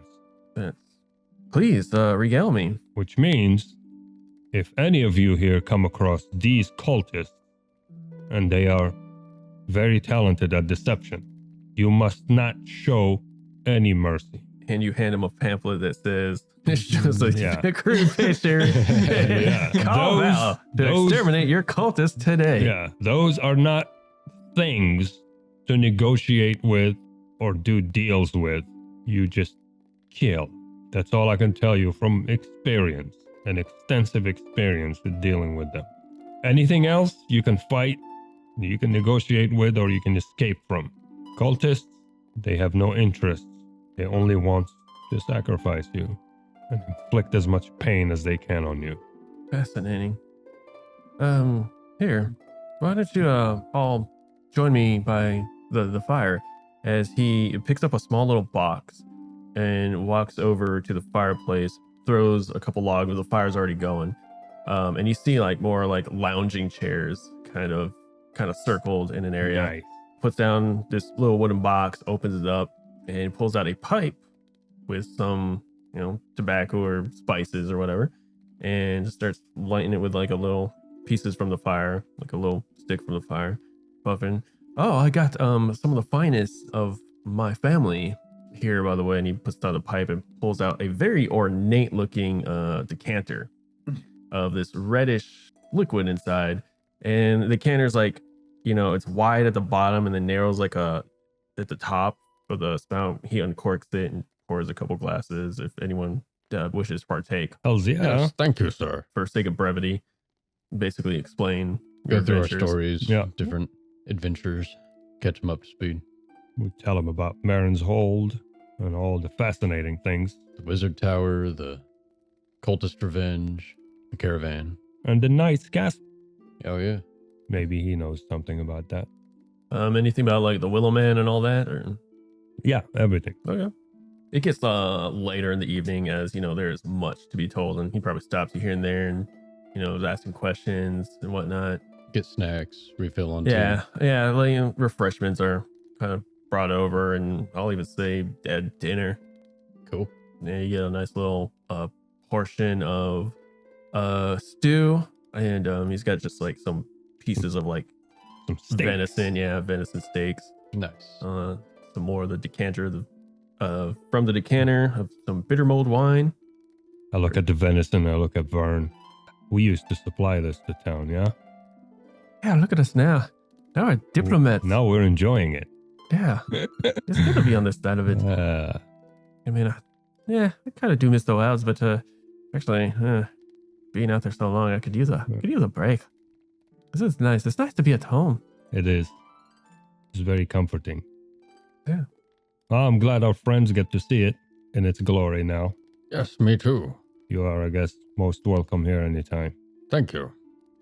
Yes, we owe a lot to Wardenwood. Alora and Bauer have been most generous, and we've been as compliant as possible. And I, of course, am going to agree to this call to arms. Yeah. I'll probably have a meeting tomorrow to basically rally up some of these scavengers and see if we can't make fighters out of them.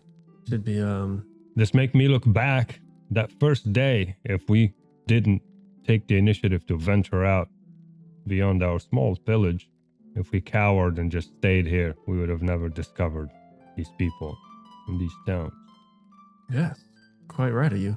Well, I guess we'll call it a night. By all means, y'all take care, and thank you for everything, especially you, Val and Vern. And it's a pleasure to meet you, Alzamar Likewise, good sir. and Cluck. Howdy. Yeah, strange, interesting fellow. Yes. Well, feel free, and I'm sure your rooms will be taken care of. I could send word as well. Oh, and he just motions for one of the servants. Have Frederick know about the situation, and all their stuff is on the house. Their meals and whatnot, and the rooms, obviously. Oh, and he leans in and whispers something. You should surmise it's probably the whole Tally and Durgeon thing. And be gentle with that. And turns back to you guys. Oh, it is getting late. If you guys don't mind, Jordan should be coming back any moment. I'm sure he's, as of late, been wanting to be out at night a lot. Recent teenagers. What can you do? Indeed. Well, thank you for your hospitality, good sir. Of course. And again, my door is always open. Good day. Good day. As we're leaving, I guess we'll get close to the door. I turn around and there's one more thing, if I may. Of course. Mrs. Redcap's hut, if you oblige me to preserve it. He raises an eyebrow and kind of glances at you. I understand. I'll have orders made to essentially preserve it. At least until we return and we finish this job. If we do, we'll take care of it. If we don't return, do as you wish. He stares at you for a moment. My son seems to be really fond. I haven't broken the news to him.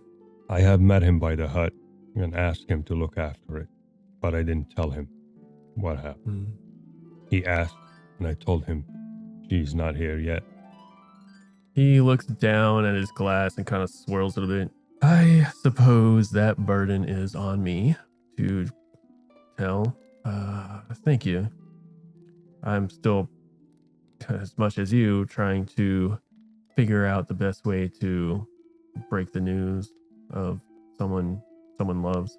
I know it's been odd. I don't know why her, but he seems really fond of her, and it's going to pain me to see him in disarray. From hearing him speak about her, it seems that she made his world more interesting. Yeah, He seems like a curious boy. teenagers. Maybe after the siege, maybe will be the best time to tell him. Until Yes. then, keep the secret, maybe. Hmm. You've been keeping this secret for longer than we have. You can wait for us. You can wait for us, and if we come back, we can tell him.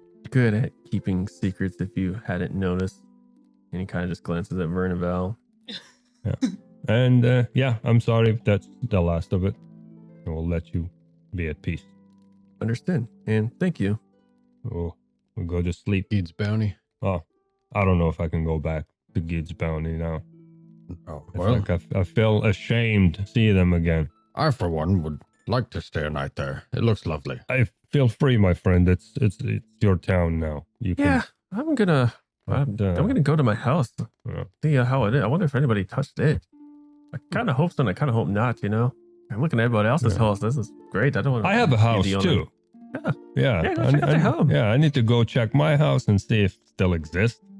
Yeah. I mean, it's a small, humble little I hut. mean, we're the Maybe they diplomatics. Yeah, maybe they upgraded you. We are a little bit out in the far corner. Yeah. We're like kind of like the town is here, but like we're like a little bit secluded. Yeah.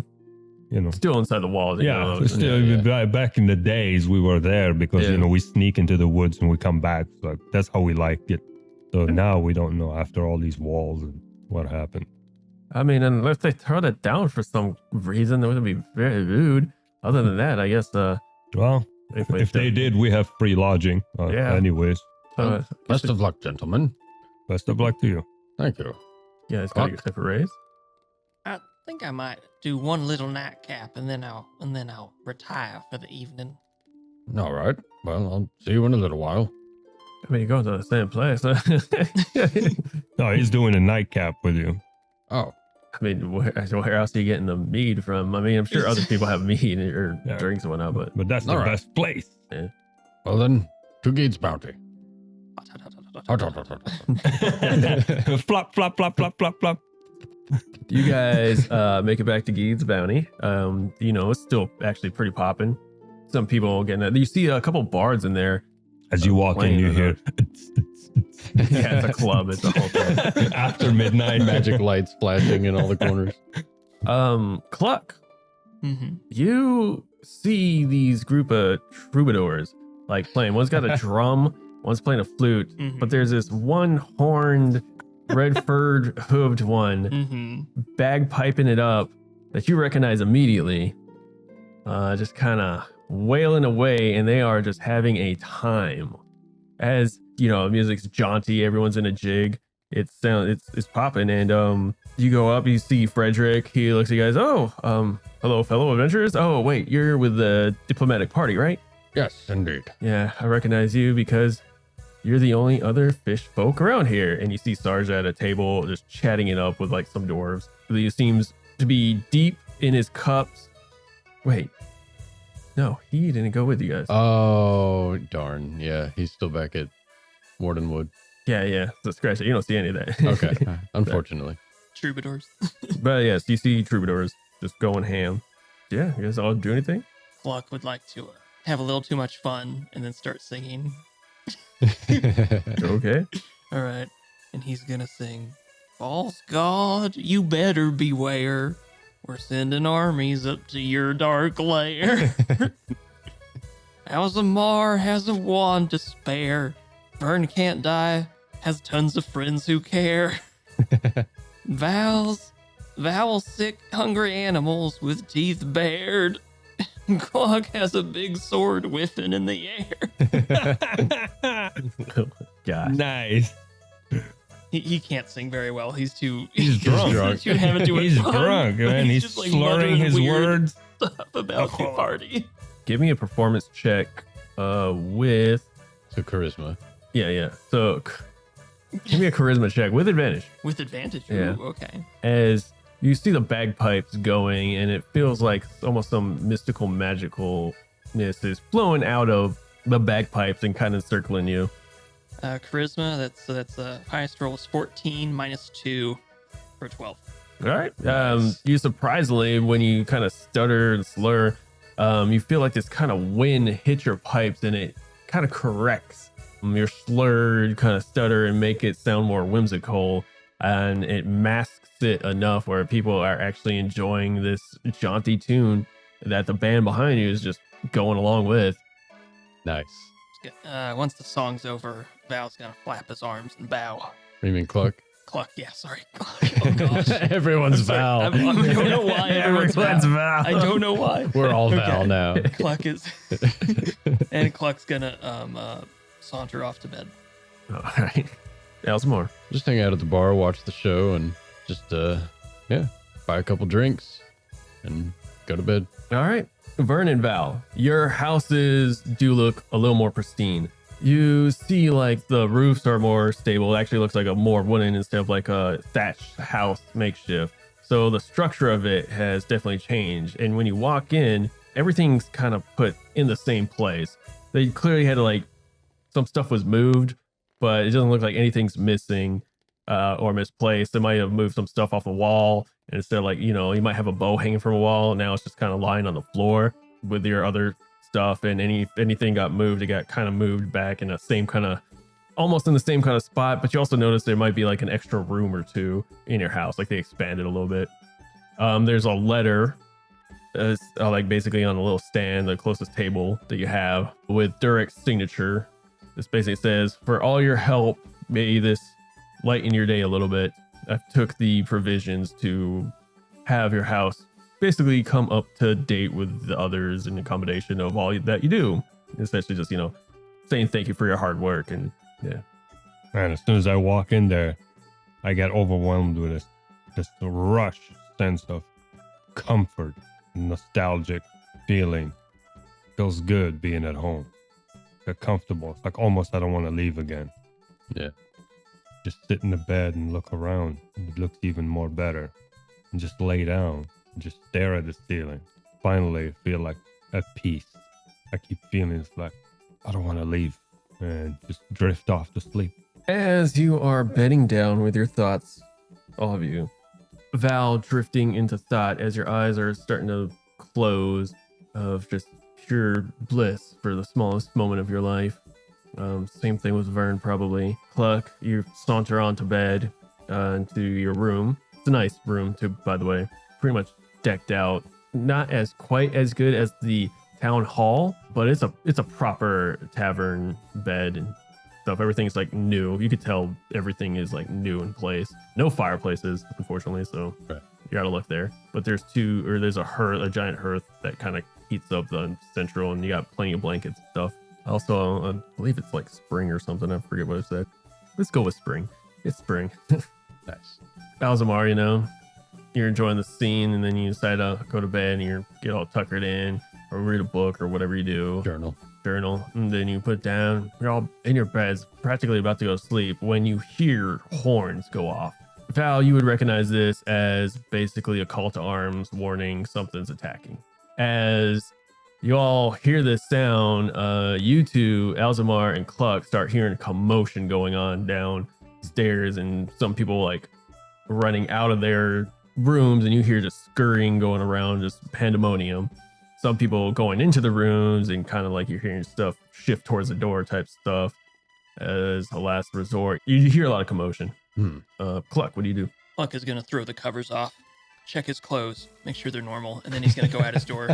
All See right. what's going on. You step outside and you see the commotion. You see some doors picking up shields that they have just kind of branched off, and they're running and they're just yelling like, "Ah, to the gate! Which gate?" Ah, just pandemonium. And certain other people, the wait staff, are just kind of like clearing the table quickly and just moving stuff out of the way, and also like kind of like closing stuff up, if you will, and just kind of you look like they're prepping for something bad. Valroth. I jump out of bed, I hear it, and I run right for the door with my gear in my hands. And as I run outside, I, yell at names Vern because his house is next to me, and I kind of see You meet him. Vern, you guys basically come out at the same time, And then we just, in formation, we're like ready. It's a reflex. He nods and just like crouches. And we're and just starts ready going. formation, just heading towards that thing with our weapons already on. Alzamar. I will also hop up, kind of listen for a sec, jot a note down in my journal, and then step out into the hallway, see Cluck and the commotion, and kind of piece together what's going on. Yeah. You hear people yelling, it's like, they're attacking at the south gate. It was essentially the entry. I'll look at Cluck. Shall we go help our friends? Let's rock. Let's do it. And we'll rush out to go help. You all eventually meet up kind of in the midsection area of the town, and you can see people like crawling at arms, people picking up torches, and people are yelling. You see Durek run out with like half plate armor on. And it's like, what's the commotion? What's going on? And you hear some guys like, with creatures attacking at the gate, front gate. We got some people shooting the archery right now, but it's hard to tell what's going on. And he turns over, he sees you four. It's like, oh, thank God you're here. I might need you to help the infantry see what this is. Come to the gate. You all manage to make your way to the gate hurriedly, and you hear the guards shouting at the top. It's like, there's more of those nettled creatures. There's a lot of them. As he's yelling, he's like, we need help. You see like this weird wrapped vine thing wrap around his throat and just basically pulls him over the wall. Ooh. As he gargles and screams. And you see this nestled creature come up at the top of the gate. And you, Val, would know this immediately. It is a bogthorn. Well, we have seen one of these before, and we fought it, and they can be killed. What is it? The Bachthorn. And I'm actually going to start combat. Ready your heads and oils. Sweet. All right, who's ready to die? Everybody. Me. Bog thorns. Ooh, pick me. All right, yep. I need initiative from everybody. Let me get some music from Syrinscape going. Syrinscape and Syrinscape Nova. Amazing music feature used for all your TTRPG and board games and just ambiance and general music and sound effects. Creates a great atmosphere and immersion, and it's awesome. All right, let's get that initiative.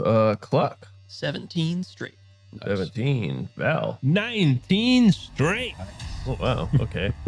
Alzamar. 13. 13.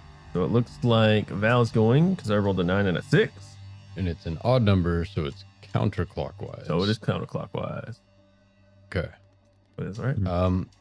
You hear one of the dwarves at the top. They're breaching the walls. All right. So y'all are essentially watching this bogthorn nestle its way, this grimy thing of thorns, and essentially it's like it's just a nestled thing of thorns and tentacles that are just thorny, and it's got like red marsh eyes deep within it. As you saw it kind of just pull one person off the wall to the other side and just kind of clambers up, and the other guy seems frightened. Valroth, it is your go. All right.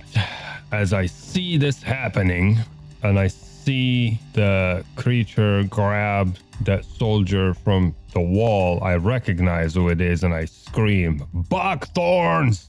Fire! Use fire!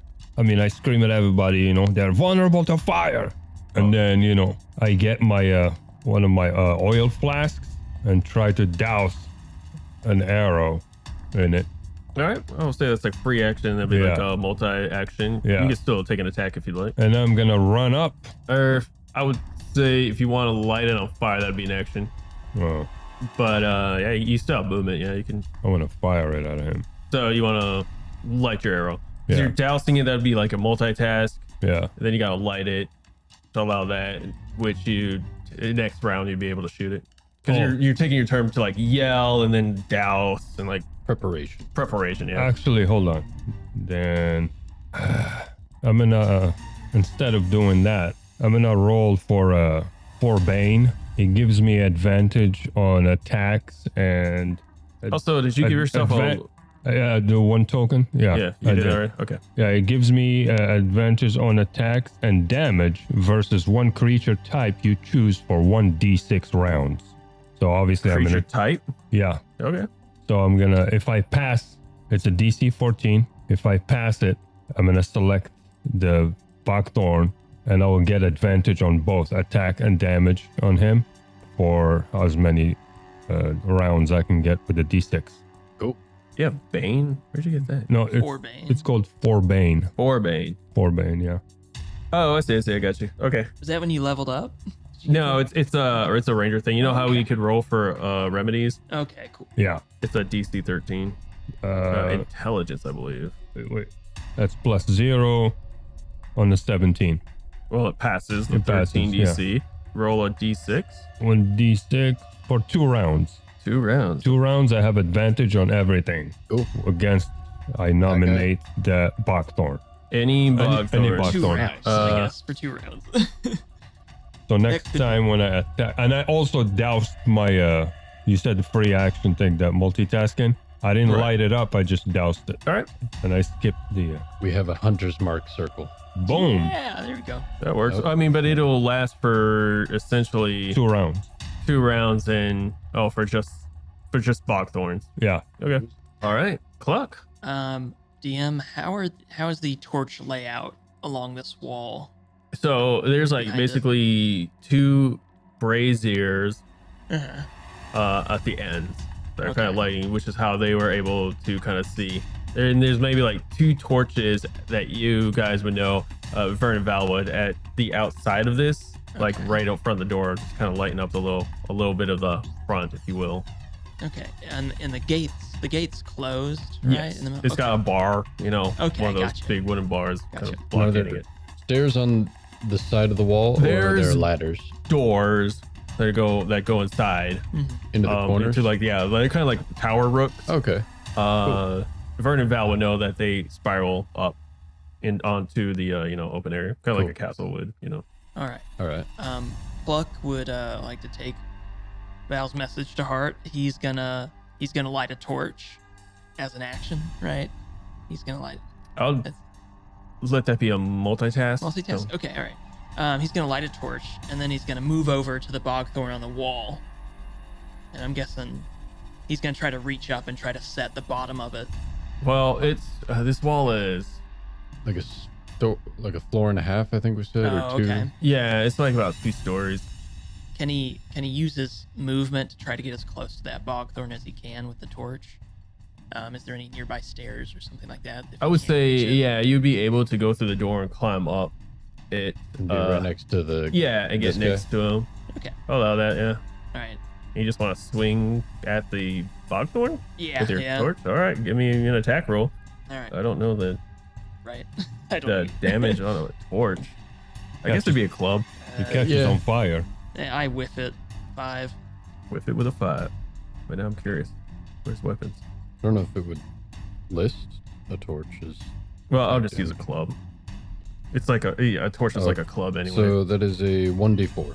1d4, that sounds about right. Yeah.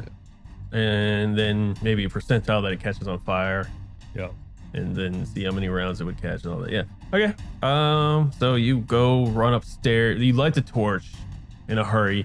You run upstairs and then you bust through the door and you swing over this guard that's in the way as you see him try to fend, and you swipe at it and it just scuttles back enough where you miss your mark. That's going to bring it to its turn. The guard's in front of you, so it's just going to attack him. That's going to hit with an 18. Bogthorns have multiple attacks per round, right? Oh, they have something. Oh gosh, can't even remember the earlier fights. It's been a while. I can't remember either. This is bringing First me back. thing we though. fight. I think Mrs. Redcap did have a door. I think Tobin knocked on it. Right. That's right. Yeah, I think he did. Yeah. Anyway, I'm remembering things. Maybe the door fell off. Maybe that's why your components were gone. She took probably most of her valuables with her. Probably, yeah. Okay. So, see this Bogthorn slash out at that guard and hits him right across the face, and blood just sprays out and off onto the wall and over the wall. As that guard takes some damage. Woo! Wait, no, that's terrible. As he gets splayed across the face, you see him stop moving completely. He is paralyzed. Ooh. Right, that's its turn. And let me make some rolls real quick. That's good news for you guys. Something goes our way. Mysterious good news. All right, that's going to take it to Vern's turn. He is going to light one of his arrows. DM or some other Bogthorns getting closer. Don't worry about that. Okay. All right. All right. We don't get to know. All right. Gonna take his multitask to basically rip off some cloth and just hope that the fire sticks to it, lights it up, and shoots at the Bogthorn. Hits with a 16 for a 17. You see this arrow hit as it sinks in to the Bogthorn, and you see it take some damage. Nice. The fire seems to have stick, as it is on fire for an unspecified time. Gonna go to the guards. They're essentially going to, you know what? Gonna do this. Just do one big roll for them. This guy's Oh. paralyzed. Yeah, you see that guy doesn't move. You see the other two that are on top shoot arrows. You see them light up with fire and they shoot out into the darkness. You can't see what's going on over there. Seem to be cursing and yelling. It's like, there's more of them! Get in position! As they say that, the other three that are down there, two of the end are gonna make their way to the top. So that's gonna be their turn. And then at least one down. He is going to just stand guard, and that's going to take it to you, Elsmar. I'm going to watch all the commotion, and then I'm going to run closer to the gate, but still on this side of the wall. And I'm going to try to cast Levitate. And with an 11 plus 4 for 15, I succeed. So I can move up to a near distance vertically on once per turn. Just float up in the air high enough that I can see over the wall and try and see how many and where the Bogthorns are. Me, the wisdom. 14 minus 1 for 13. You just see another one make its way to the bottom of the gate, and it seems to just be right at the ground, like it's about to start climbing up, like it just made it there. So I just see one more? Yeah, that's all you can see. Okay. Well, I'm going to stay floating 30 or 25, 30 feet-ish up in the air. And I'm going to call out, I see one more by the wall. Here, and I'll point out for my friends to see the general direction. Just this floating fish. Yep. Just up in the air, just like calling, shot calling. This maybe. My so that is a focus spell. So my runic tattoos on my fish head stay glowing a dim purple as long as I'm holding it. So I'm just kind of floating in the air, glowing a little bit. Give And us I'll, intel. call out what I see. It's gonna take it back to Valroth. As I hear Alzamar's informations, I see what's happening. I'm gonna turn to Val and says, Vern. Vern, and says, ready another arrow with fire on it. And, and then I'm gonna run to where these guards are at, join them over there. Like all the way upstairs? Yeah. Okay. Hold on. And Let's say you'd be able to get up there and then yeah, you're moving. I'm gonna tell them, ready also your arrows with fire, flaming arrows. I'm gonna take one of my oil flasks and chuck him at this guy, the one that we just uncovered. I'm gonna smash him with the oil flask, all of it. All right, give Two me a breaks on him, dexterity check. and I have advantage. Against Bogthorns. Yeah. Bogthorns. And let me knock that down around. because it is the start of a new round. First one was 6, and the second one was 18. Nice. He is covered in oil. Yeah. As you throw your flask unerringly at him, and it hits and implodes all over him as it hits like one of his thorns and just sprays him. He is doused, and I look at those 2 guards and says, he is ready for you. Light her up. Light him up. Nice. Yeah. And that's it. That's my turn. All right, Cluck. Cluck would like to. He's seeing the bogthorn in front of him get set on fire, and he's gonna kind of get a little startled. He's gonna put his torch into the cradle of the paralyzed guard's arm. Okay. And then he's gonna take out his bastard sword, and he's gonna try to swipe at the. He's gonna stand over the injured guard, and he's gonna try to swipe at the bogthorn. Nice. Give an attack roll. 17 plus 1 to hit, Nice. That hits. and then it's one-handed, so 1 damage. Hey, it's the damage. Every little I'll bit take counts. it. Right. As you Every swing damage. your sword, essentially passing off the torch, and then going over him and swinging at one of the vines that's kind of encurling back into itself. You manage to like kind of chop off a piece of it that kind of just cuts off. Tink. Yeah. Passing a torch to a paralyzed. Oh, that's awesome. He's just like, his face is like, just like I can't holding take a it. sword mid swing, but his face is like scratched. Like, Hold this for me for a minute. There's like a look of horror, like some weird wax museum looking. Figurine. All right, that's going to take it to the Bogthorn, which I believe he's going to take damage on his turn because He is on fire right he is now. on fire. Fire. So he takes 3 points of fire damage. Is he still on fire? So you see that as he curls back into himself, blows up in flames, and then just turns into ash and cripples apart. Nice. One down. That's it for that one. This one is going to start climbing.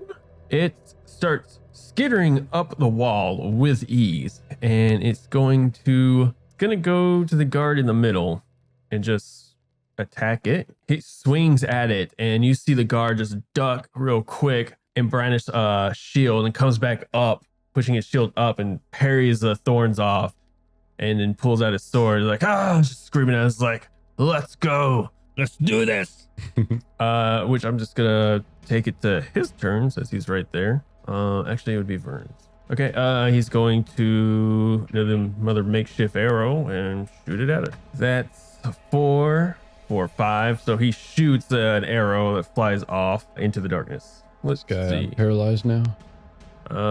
He doesn't look turn? like it. Okay. One of the guards is just gonna shoot with another fire arrow. Let's do it. Lights up an arrow. That's a 12. You see one kind of fly past. The other one's gonna follow suit. That's a 2, and he also flies past. Let's see. Other guy's still gonna hold his ground. Yeah, that's gonna take it to Alzamar. Alzamar, I need a wisdom check. Okay, I also need to focus roll to make sure I'm still levitating. Yes, but wisdom first. Okay.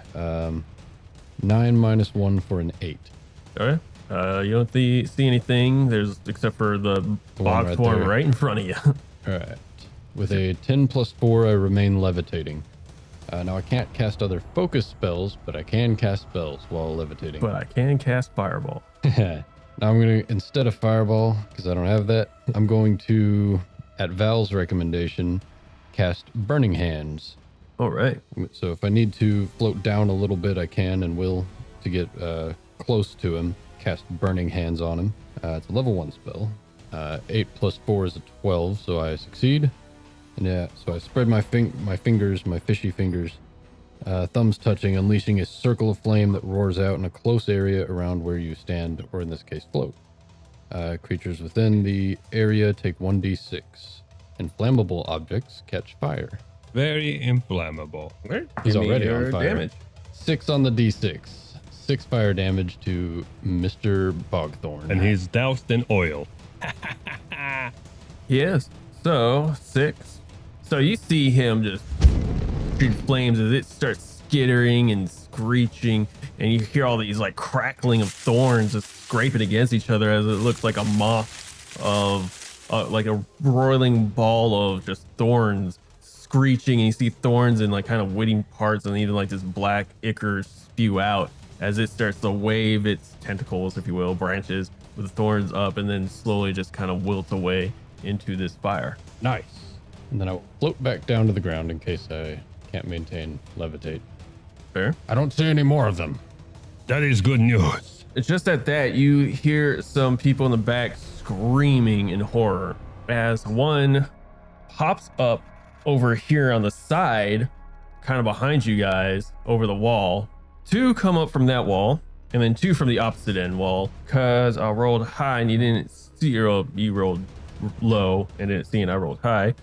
You start to hear banging at the gate itself, and the two torches seem to have gone out that are in the front. You don't see anything in the front. You just hear banging. Yeah, you just hear banging. You see more chaos ensue as people are screaming, and a lot of people start to run away. It's going to take it to Val's turn. You see on the top two more bog thorns. What hell is this? Ugh. All right, so we burned two, I see two pop up, I guess, on my left over there. And you hear screams from both ends. Well, for right now, they are right in front of me. I'm going to do the same thing. Chuck the second flask of oil I have, the last one, at the very first one in front of me. Still second round of advantage. This will be the last round, actually. Yep, this is it. And that's all I need. 16. That hits. You throw another flask unerringly at this nettled mesh of thorns as it cracks and hits the thorns and scrapes off and just covers itself. As I chuck it, I'm still next to those gardens. That same thing. Ready your flaming arrows. And then I'm going to run down into the middle. All right, you run downstairs and back out. Yeah. Leaving the two guards to fend for themselves. No, I mean... Okay, you're running down and kind of like towards that wall. So I'm running parallel. Copy. All right, that's your go. Cluck, what do you do? So I got a game mechanic question. DM, would Cure Wounds unparalyze somebody if it was successful? Or would it just increase their hit points? Cure Wounds is a curative. I believe you need something like lesser restoration or something like that. Something better. Okay. Yeah, because restoration usually like cures blindness and paralyze and all disease and all. Yeah, I'm pretty sure it works like that here too, or at least that's what I'm gonna say for now. Okay. Cluck would like to peer down from that upper level down to the guard who got his throat slashed by the last bogthorn.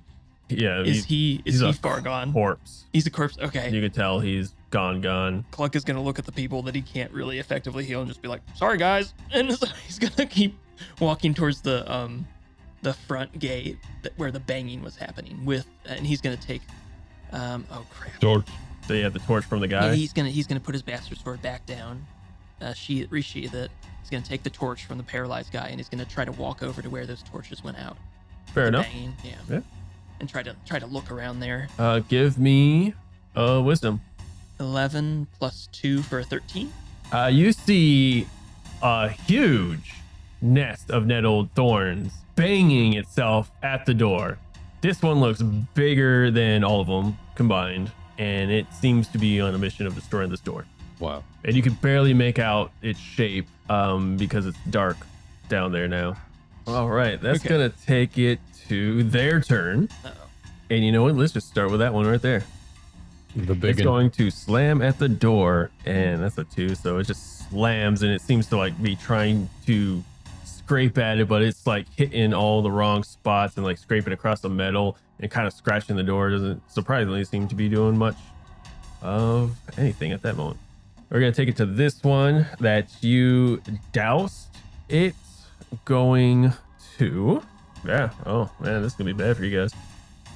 So that one that you doused is going to puff up, and it just barrages a hail of thorns at basically the two guards at top and the two down there, which is what, Vern and Val?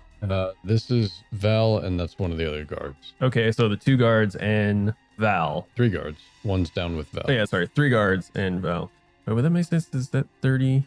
Yeah, that'd be 30 basically in a sphere. All right, so yeah, it's gonna barrage you all, and let's see what happens. 30-foot sphere. of thorns. It says it can It's hit like a- near.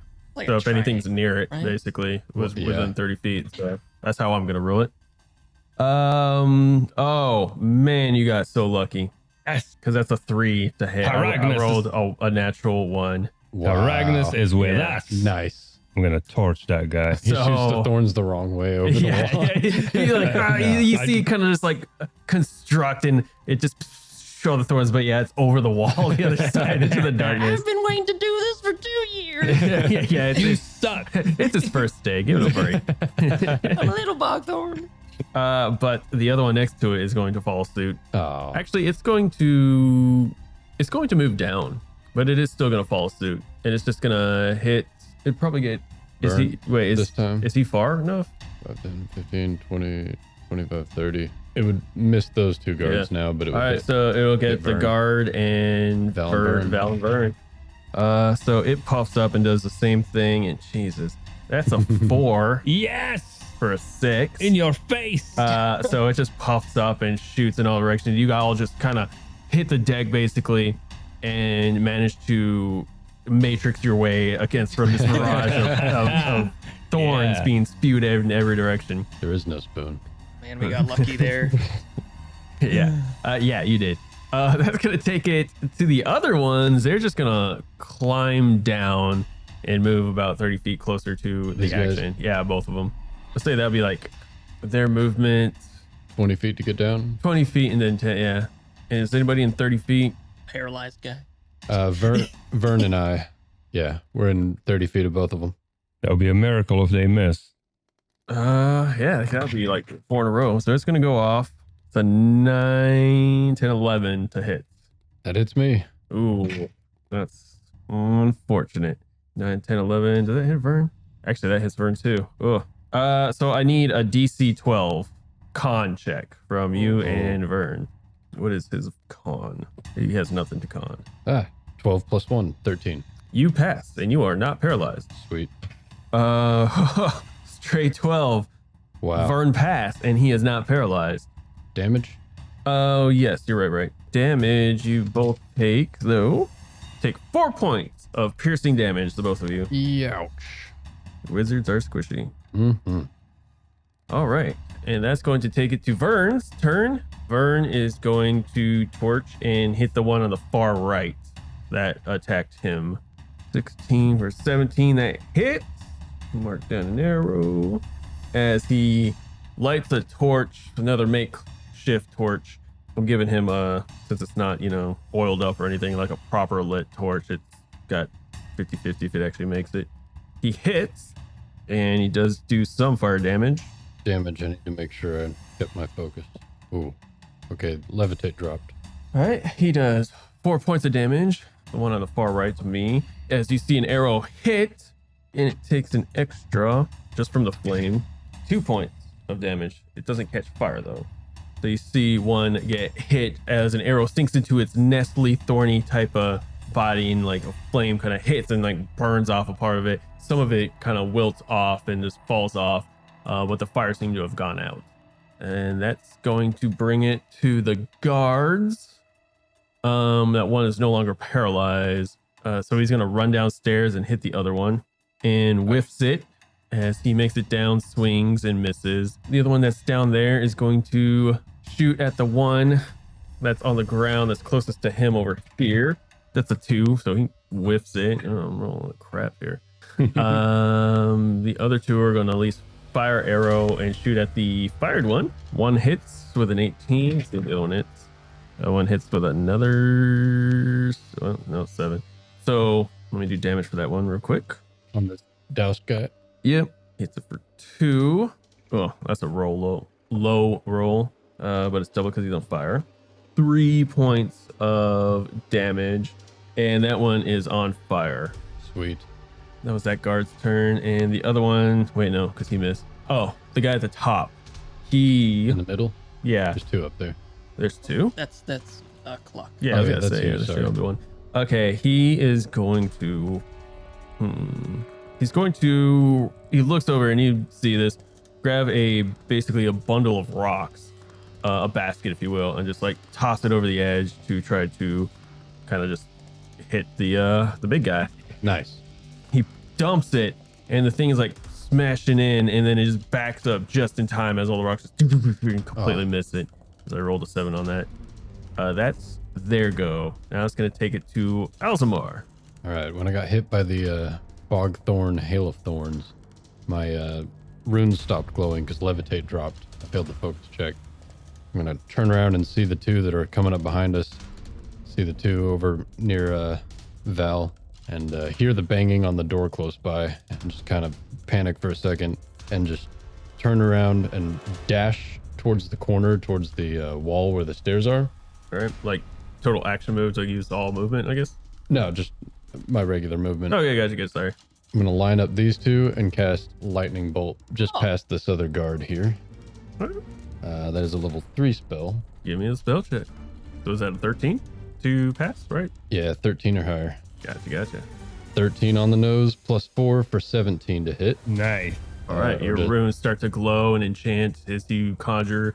A lightning blast. Yeah, probably say some words as you see runes kind of in the sky as you do a circle and can't circle. What's that? What's the schematics with the hands? Yeah, a Verbal, schematic and somatic component. Yeah. So you start doing that. Runes appear in like a blue lighting flash as your runes start to glow blue, and you see prickles of lightning kind of shock off your body, and you point. Extend my hand and then launch a lightning bolt.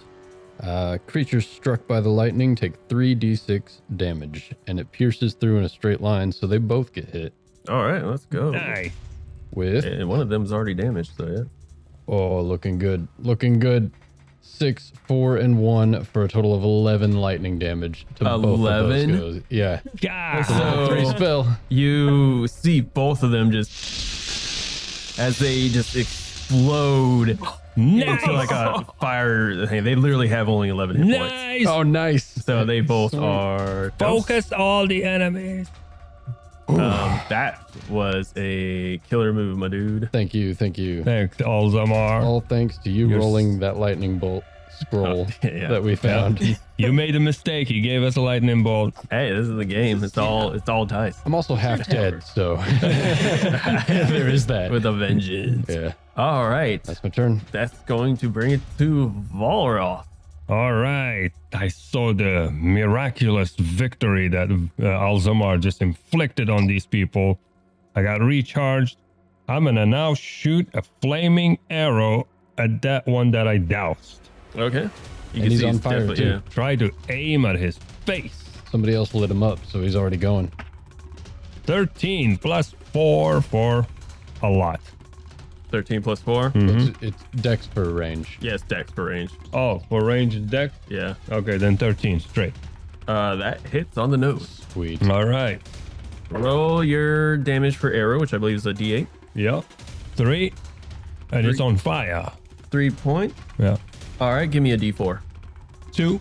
All right, you hit it and you see it even engulf even more in flames. Yeah. It's still standing, He's unfortunately. but doused on it's- oil, man. Yeah.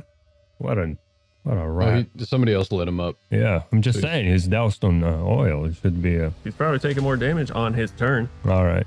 And for X amount of rounds. So yeah. Do you move or anything? yeah, hold on, let me see. You gotta back up. Okay. You move away from the 10, wall 15. and Yeah. try to I get out mean, of they're range. both still in my eyesight. That is true. Yeah, I want to be in front of them to see both of them. And that's it. All right, it's gonna take it to Cluck. I'd like to look for any oil jars above the gate. There's a bucket of rocks. Give me a percentile. All right, Ooh. It would make sense they would have these kind of. Nearby. right yeah. above the gate. 84. You see 2 barrels Girl. that, after a quick look, you realize are actually oil. All right. Oh, Get it, Cluck. I'm gonna look to the other guard that's with me, and I'm like, "Hey, help me with this barrel here." we're going to douse that big one. I'll say you can easily manage to like heave it over. Give me a dex Okay. Oh gosh. with advantage. Okay. Nice. Cause these you got Help. someone. Yeah, you got help. Highest roll is a 19. Nice. Plus anything? Straight 19. Okay. You throw this barrel and it cracks right on this extremely large for its size bogthorn. Can I use simple act movement to just drop the torch where the oil went? I'd say that would take your turn Okay. to do all that Alright, because you had to put it down, pick it up, Yeah, then you yeah. had to like kind of like 1, Okay. 2, Gotcha. but Still valiant good effort. though. Yeah. Okay. All Hey, right. he's doused. That's all we need. All right. Going awesome. to take it to its turn, and have it's symbolizing this completely covered now. Big Is bogthorn.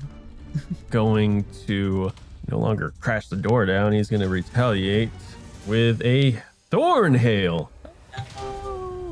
Oh, you got so lucky as I rolled a 2 for that.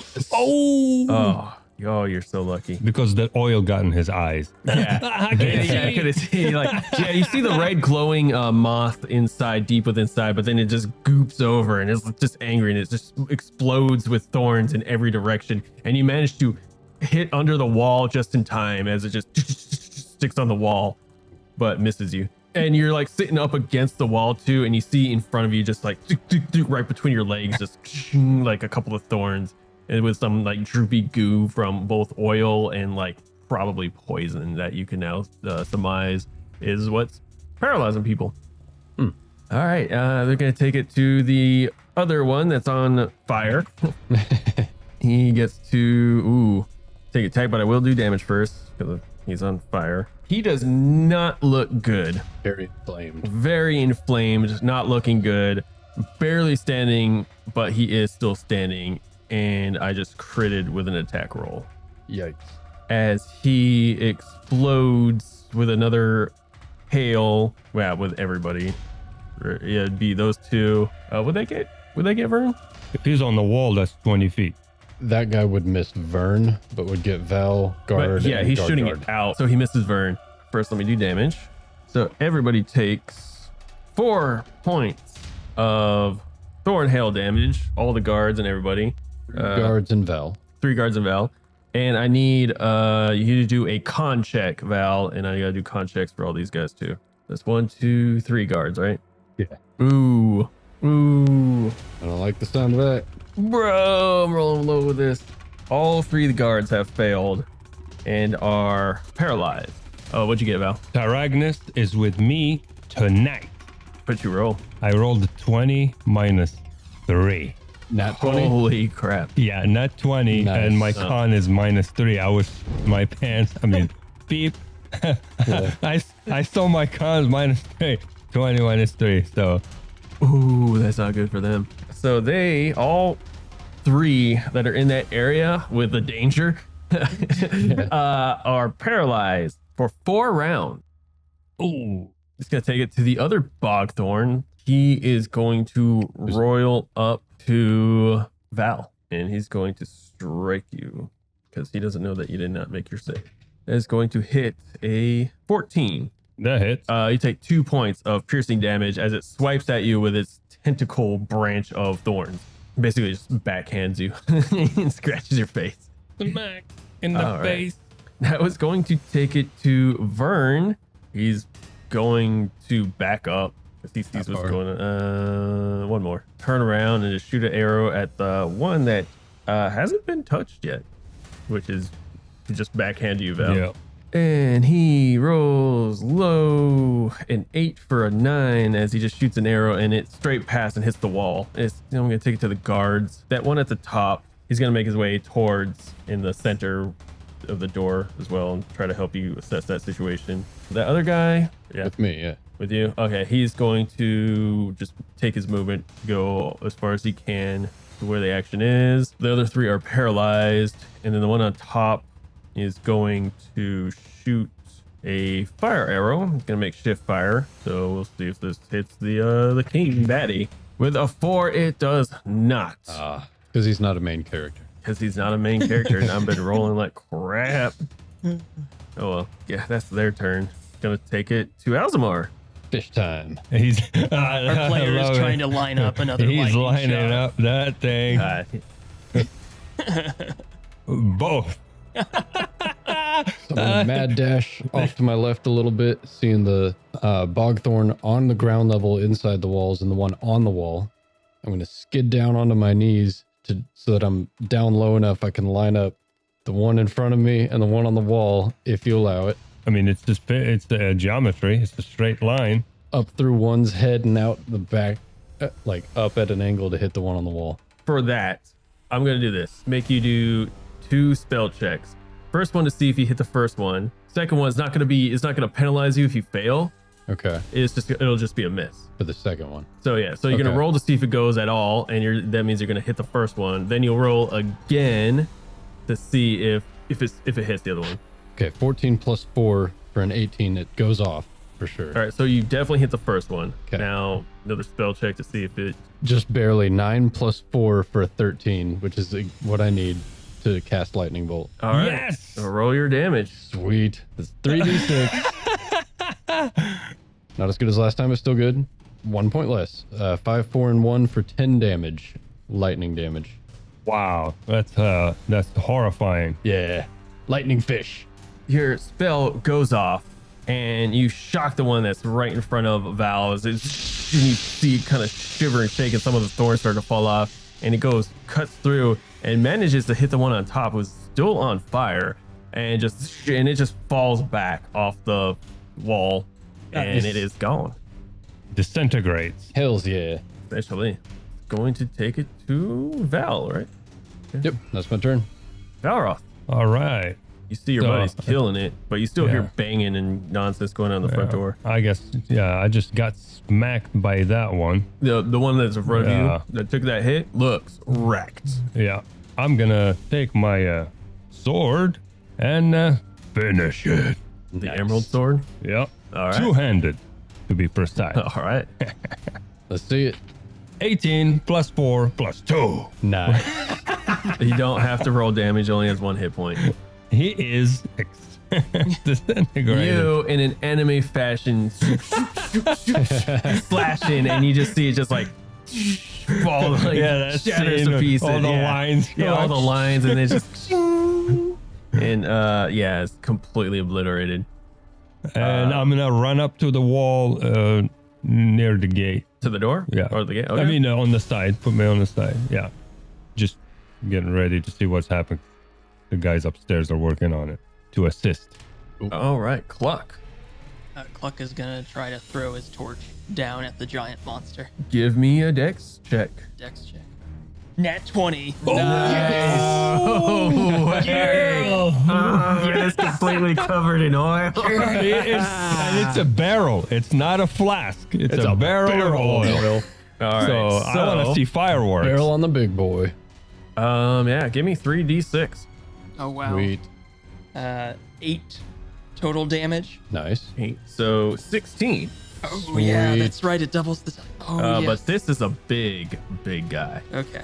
You throw, and it's like in slow motion, this torch just slowly going as you see this giant roiling mass just kind of just into itself as it looks like it's about to do an attack, and you hit it, and all of a sudden there's flames just fire up, and it starts screeching, and you see like 4 or 5 of its tendrils wave in a panic motion, and it's on fire, and it looks clearly every portion of its body is on flames. Also, wait, because I just realized, because that was for the 20. Give me another d6. 1. Okay, all right. It looks pretty hurt. Cluck is gonna look over to the guards and just be like, "All right, boys, ready the next barrel." Yep. Good job. That was a good call. Yeah. All right. This is gonna burn the whole forest. It turn, and it's going to do its attack thing. It's gonna horn hail. It was attacking the door, but now it's getting wrecked, so it's last ditch effort type. I will match your 20 with a 20, sir. Ouch. Okay. All right. No, it's fair. They have partial cover because karma. of the wall. Add to their AC. Natural 20. Yeah, yep, that's true. Walls. AC and walls. And a crit max. Ah, Are you kidding me? Oh gosh. Okay. All right. So first, Cluck forgot to duck. oh no. you receive Because he was chicken. 12 points of damage. Wow. Are you alive still? Yeah, Oh, no, I'm still Well, fine. I got dang. a good hit point bonus with the level up. So Nice. Oh, nice. I'm at only For you. I'm 4 hit points now at a total of 16. Yeah, these guys are a little more stout, but they both look really hurt. As they take these hits, I also need con checks from all of you. Main guy saves. Oh, the guy saves and barely saves. Yeah, Cluck fails with a 3 + 1 for a 4. He fails that Constitution check. you are paralyzed for 3 rounds. On the plus side, it is now. There we go. One of them's gonna yell, "It's like, we need help up here!" One of them's gonna shoot an arrow at him, just a straight arrow. Unfortunately, that's a 9, so that's gonna miss. The other one is going to, because he's hurt pretty bad, and he's gonna recognize that you're not in a good position. He's gonna try to grab you and drag you that way. Yeah, a little bit. I would say like 3 squares, because he's not in a good position. Trying to help you with that, and hopefully play some mind games to the Bogthorn. Greater Bogthorn, as I'm gonna call him now. Seeing the other guards, they're paralyzed, and then there's just that one that hurt. He's going to run back to basically his position. That'll be his turn, which I believe you can use dash as an action in a sense to basically double your movement. Yeah, just basic. So he'll do thing. that, Yeah. and if that gets him up there, yeah, that'll get him up there. But that's what he's gonna do. Now it's going to take it to Vern, and he's just gonna follow point with Val and go to the other side of the door, ready up, because he doesn't know what else to do. Except, man, but after him yelling to help up, he's gonna look at you, Val. He's like, "What's the game plan?" We gotta go up there and finish it. Okay. He'll do a couple squares, making his way to the other side. That's his go, and it's gonna take it to Alzamar. Right. Would I have to dash to get up onto the wall in the corner? From where you are, yeah, to get all the way up there, you're trying to get to the top. Yeah. Yeah. I'm going to dash to this other corner and try and get up to there by these paralyzed guys. All right. I'll allow it to get up there, yeah. And I'll say once you get up there, hey, you can see this roiling fireball essentially just going off with the Bogthorn right now. Okay. And you see it is way bigger than the others. Gotcha. Probably like 2 or 3 put together. So I'll rush over. My little fin's going as fast as I can, get up to the top of the wall in the corner there, the left from the inside looking out. And see the giant thing on fire. And the 2 guards in front of you are paralyzed. Okay. And that's my turn. All right. It's going to take it to Valroth. All right, I'm gonna run up to the wall and join that guard by himself over there. Which side? So you have to go left or right, basically, because this is the way to get up. The stairs are in these. Yeah, those are where the stairs are. So you have to go left or right to get to the top. And those guys are. So, but essentially, they're running up and trying to center themselves. Granted, I will allow you to go up there, basically where Alzamar is, because once you get to the top, that's all leveled. And so you could shoot if you want. Okay. Yeah. Because you'll have line of sight of the Bogthorn, yeah. Just like you pop up and then you could just like look and be like, oh, snap. I wanted to get up there to get the second barrel of oil. That would be 2 turns, I think. All right, so I'll get up there. All right, you make your way up to the tower. You see the 2 paralyzed guards. You meet up with Alzamar, and you can see the Bogthorn, the giant Bogthorn, just on fire. And you see everything around you. I'd say you still have an action. I'm gonna do the Forbane again. All right. 16 passes. The 14 DC. All right. So on him, I have advantage for 1d6 turns. 4 turns. 4 turns. Advantage on everything. Nice. I think that's it. I can't shoot. No, now that you took in that as Yeah. your action, yeah. That's it. Yeah, I was like, this Forbane, I should have been using it for a while. It takes a turn, but it's useful. All right, this is gonna take it to Cluck, which you are paralyzed, so never mind. Clock, get up! Can't feel my legs. So it's gonna take it to his Can't feel turn. my You leg. don't have no legs, Lieutenant Cluck. He, now that he's got a moment to breathe, It's the Bogthorn's turn. yeah, He's on fire. he has a fire. Yeah, you're right. I need to Taking roll damage. Damage. He roils up in fire, and you see him kind of screeches, whatnot, and he climbs up the wall, essentially. You see this roiling mass of thorns and fire just kind of like wheel itself up like a weird ball just at the top, and it's going to attack that one guy right in front of him. That actually hits. As you see it slap across with a giant fired thorn arm, and it does 4 points of damage to that guy. Rolled pretty low, so looking for him. He was hit gone? by the thorn hail earlier. Ooh. This guy? So 12. Yeah, that actually, you see him actually smack it, and he flies off into indoors and just hits the ground as his shield and sword just splay out and shoot out from him. And you see him just, his lifeless body just lying at the bottom. The thing screeches as it's still on fire. That's going to take it to the guard's turn, and they're all still paralyzed. Vern's, he's going to look up and hear the screeching and just with instinct shoot an arrow, but he's in a panic state as I rolled I thought that was a 3. Yeah, that's not any better. 9 for a 10 as it just flies through the flames as he just looks up. It's like, ah! Shooting, this one flies, and he's going to continue moving that way and up the stairs in a panic sense, and makes it just a top to see this roiling flame of thorns happening before him. All those other guards are incapacitated for I think 2 another guards round. there. One dragon cluck. Dragon cluck. That one dragon cluck is going to continue to drag him. It's like half. So what? 3 more squares. If that makes it to the end, I would say he'd begin down the stairs. Maybe like he can put him downstairs. The other guard is gonna run up and swing. He's like, for hope's keep, as he swings with a 15. Valiant.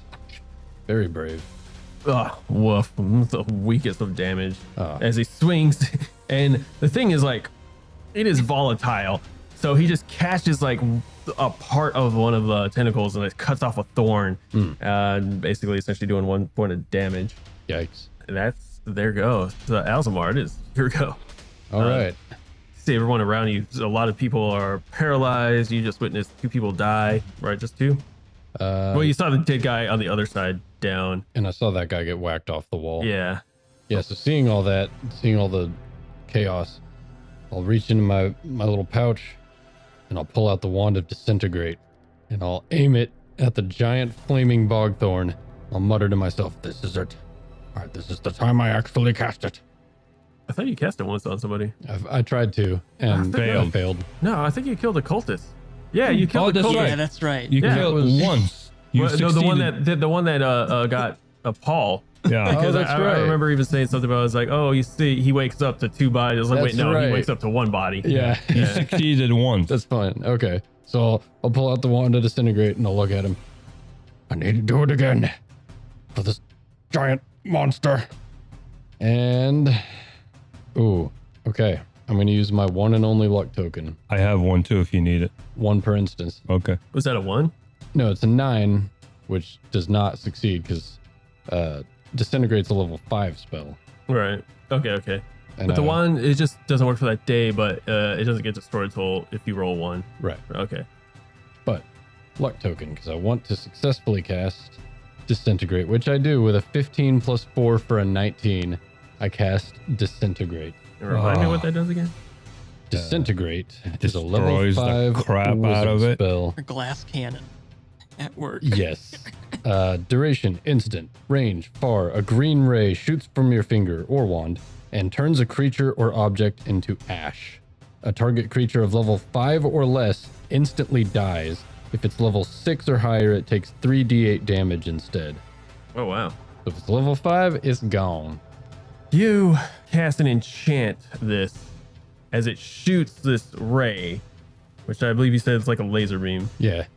It hits this target, this roiling mass of fire, and you hit it and it just disappears. Once again, Thanos style, as it just disappears.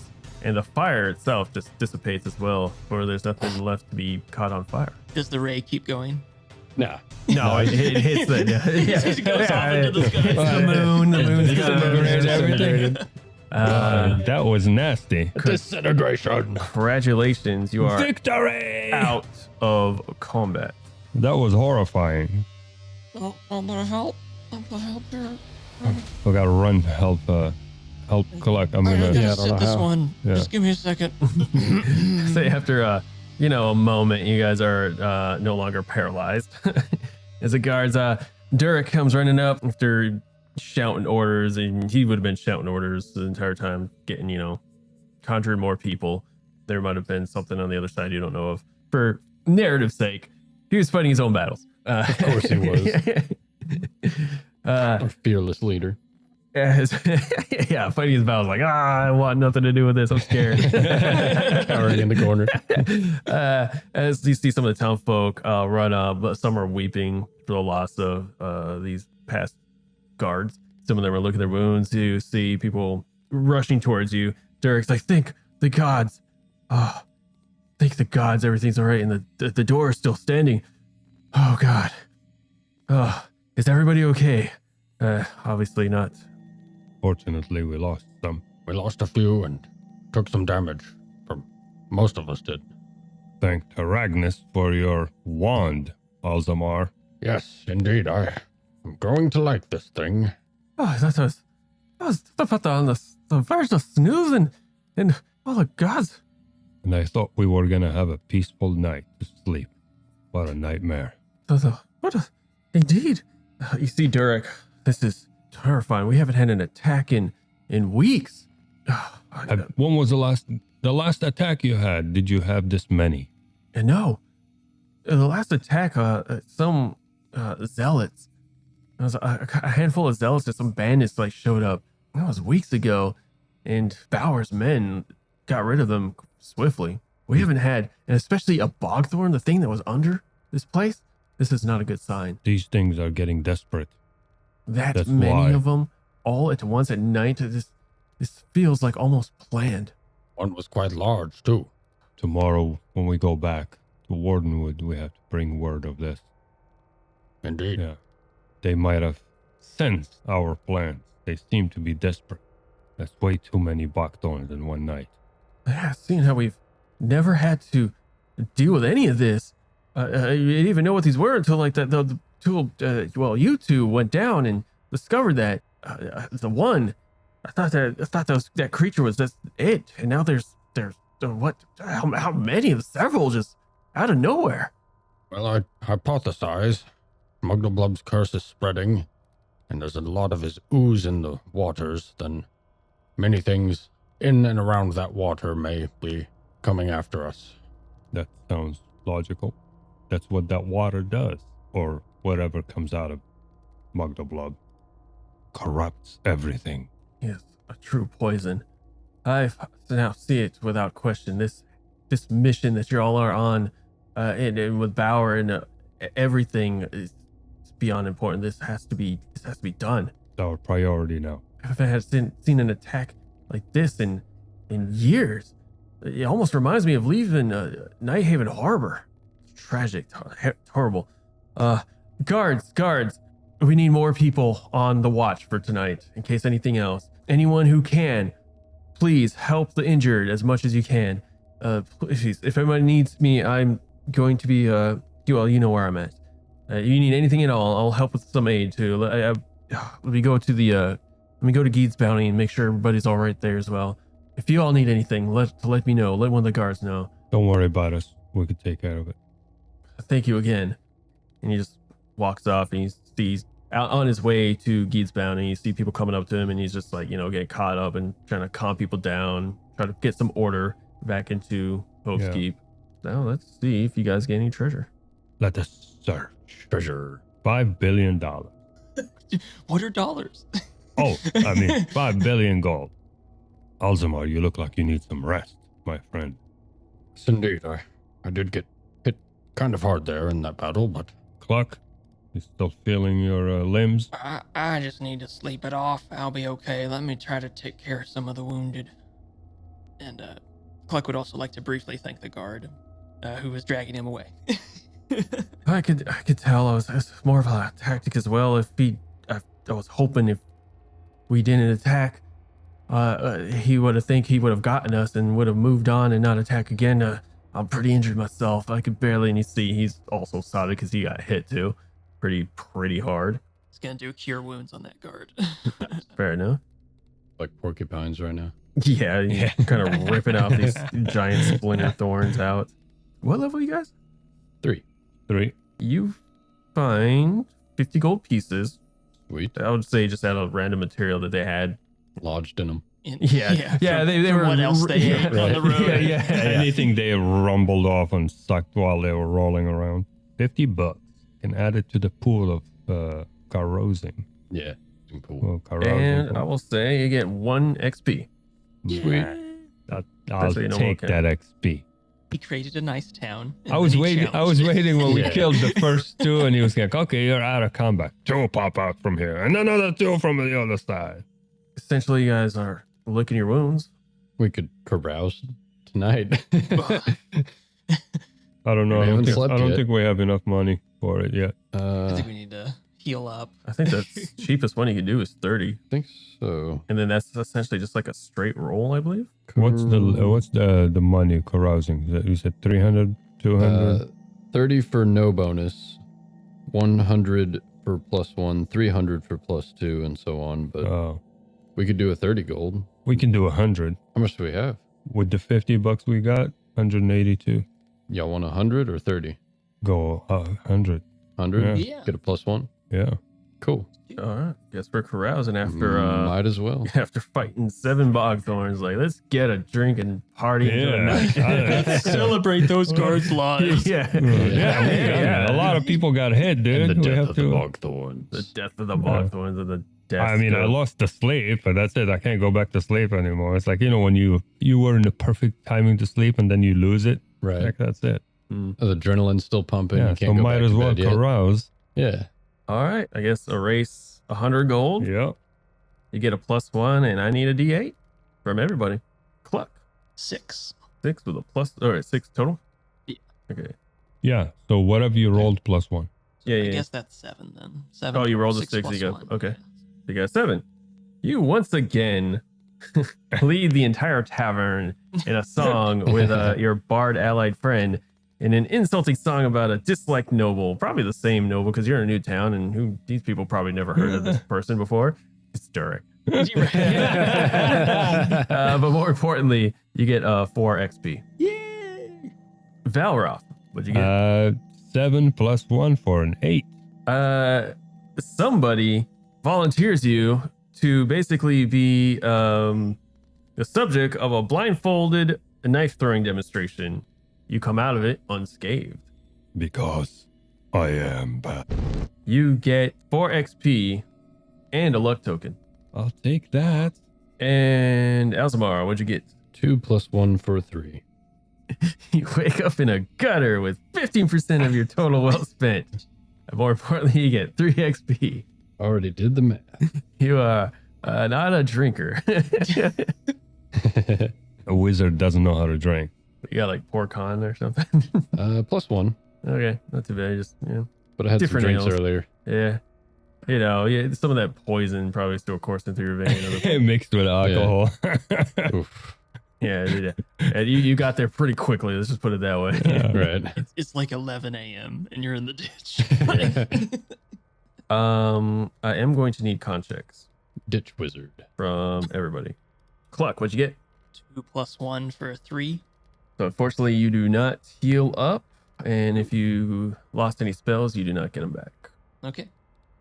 Valroth, 14 - 3 for 11. you also unfortunately do not get health back, and you don't have spells Yeah, I don't know. because you passed all your 4 bane. Yeah, Yeah. that would have been the only thing that That's would have done. Yeah. mhm. All right. But you unfortunately do not get any health back. Elzamar, 11 + 1 for a 12.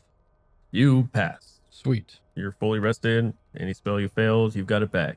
Vern failed as well. He's not that hurt, fortunately, but it still is what it is. Other than that, you all wake up to A ditch. a ditch. However you wake up. It is morning. You guys feel a little bit groggy, I'll say, because you were interrupted in the middle of the night. But it's a new day, and life seems to be happening all around you. I'm going to try to roll curative. I'll do that for Vern as well. That's a- Veiled. 15. Yeah. Then I'm going to do the other one. Oh, fail. 14 for I'm going to do the salve. That's just easier. yeah. Same. All right. I rolled Pass. the same. I passed it. Pass. I get 1. Pass. I got another one. Pass. I got another I'm one. watching you. Yeah, that's nice. Fail. 12. And fail. So that's Okay, three. so I got 3 points back. Oh, good for you. Vern passed once and he gets 1 HP stack. Cluck would like to cast Cure Wounds on himself. Go ahead. Oh, crap. Okay, Oh, so no. that's 6 plus 4 for a 10. Do you want to luck token? I don't have any luck tokens. I give you one. Give me one? Yeah, I have okay, 2. let's try it again. Okay, Okay. all right. Thank you, guys. I don't have Bless because I didn't get my spells back. Oh, Yeah, so we're getting low on luck tokens too, so we can't. Okay, phew, thank you. All right, 10 plus 4, that passes. nice. Q, so I get 2 d6s back. 5. Okay, that's better than It's nothing. healthier. Yeah. All right, Are you at 11 now? I'm at about half health now. Okay. I want to check up with Val and Vern, and the party to see who to try to help next. I can use some Pure healing. help, yeah. See Vern, he's He's probably he's more. got some scratches, but he's not that bad. Okay, how bad are you? I need 3 more points to Okay. get back to full. I'm down by 7, so I'm gonna So do it on yourself. Yeah. You're Yeah. more. one more cure wounds on Cluck. 3 plus 4 for a 7, so Uh-huh. that fails. Okay. As your blessed spell goes off for yourself, and then you try to do it again, your guy's like, you're getting too greedy. Stop that. Quit it. Y'all wake up. I suppose you meet at the tavern. Yeah, we need some food. Get up out of the ditch and stretch and walk back inside. Yeah. You know, for sleeping on the ground, I feel pretty good. Hoyfen, you know you have a room. Oh, I didn't choose to sleep in the ditch, but you know, I might do it again tonight. Did you have too much to drink? Just a little bit, yes. I guess the fish tolerance for alcohol is not that strong, Um, or just you. probably just me. All I've right. seen other fish drink more. Huh, well, I mean, I feel after last night, still feel a little started, but I'm all right. I'm brushing it off. So you said that attacks like that don't happen normally around here. Not like that one. That No, was pretty this- bad for us. This was unique. And even Dirk was saying, even since we left and everything was flourishing, they haven't really had a real attack like this. Very strange. It was very, very odd. Well, I'm glad it was handled and losses were minimal. Yeah, could have been way worse. Well, guess I'll order me some eggs. We go to Wardenwood. I think we should stay there for a day. Oh Good yeah. grief. Oh yeah. That was way more than we had to fight. Yes, we want to be full strength. Moving on. Are the Mhm. orcs our next destination? Yes. And we want to get Alora to Wardenwood, right? Or Marin's Hold at some Marin's point? Hold, Yes. that's right. Should we do that first, or Well, We can get her there along the way. it's about? We would split off on the road, I think. Hmm. Let me look at my map. yeah. She can continue with your friends. What's his name? The guy who came with us, Oh, Sarja. Sarja. Yes. So we can walk with them halfway, and Sarja will continue with her as we lead back to the orcs. She is pretty powerful. Yeah, I wouldn't want to. Maybe we don't really need to give her an escort. Hmm. Maybe the halfway makes Maybe- sense. Maybe we should bring her with us to the orcs if she would go. I don't know. It's wise that she goes straight to Marin's Hold and carry on. I kind of have to be there if she wants to see the tower, though. Oh, that is correct. That is correct.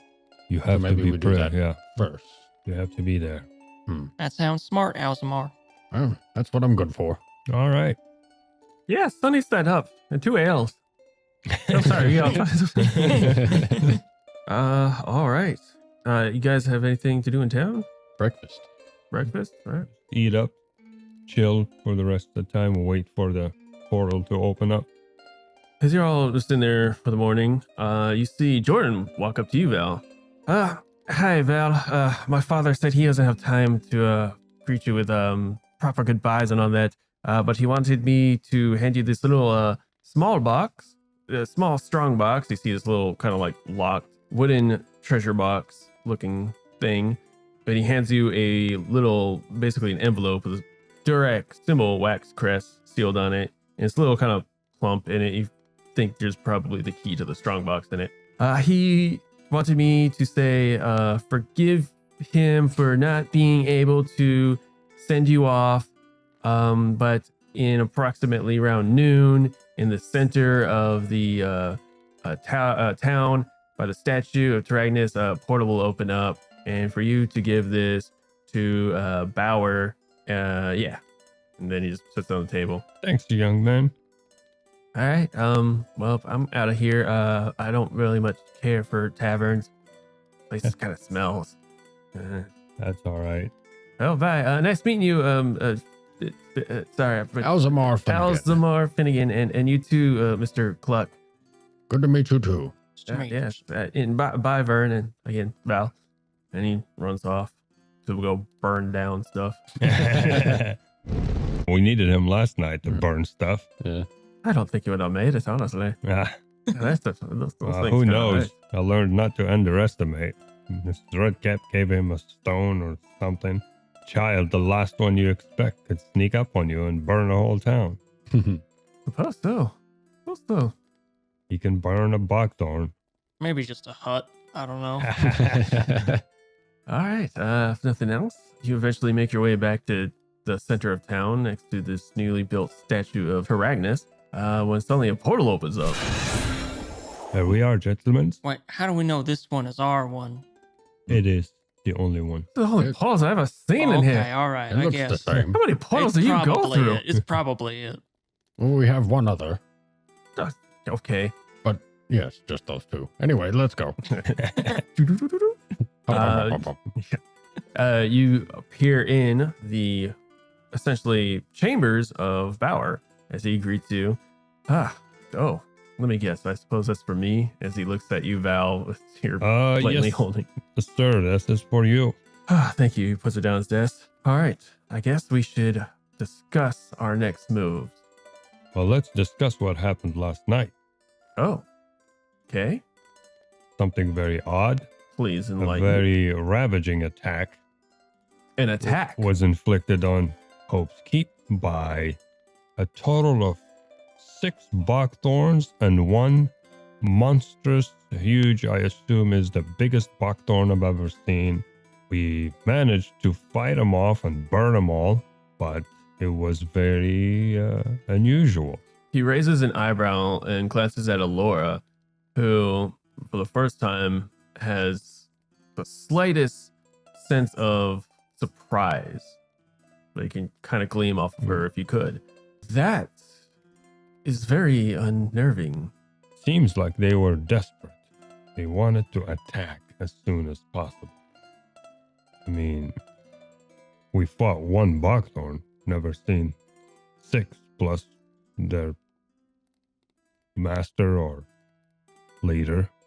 Do you think there's any chance that Mugdalblub knows we are planning to amass a group to attack him? That is a notion I have not thought of, and that is both fascinating and terrifying. Agreed. That's the case. They might also try to attack Marin's Hole. Or Wodenwood, for that matter. Or us on the road. Yeah. Perhaps we sent more. I'm gonna have to crunch some numbers to see who we could spare, because what happens if they attack Wodenwood? Laura, this changes things. As you see Laura just kind of nod. I'll start the preparations. And she walks off. Pippet enters the room. Sir, there's much to be done. Is now a good time? Is like, hold on, Pippet. I might need you for this. Come, gentlemen, please, let's gather around my desk and make some solid plans for our future endeavorments from here. Much more to discuss, and I'm gonna have to go through this letter in Strongbox now. So as you all basically kind of gather yourselves, that's where we're gonna end it.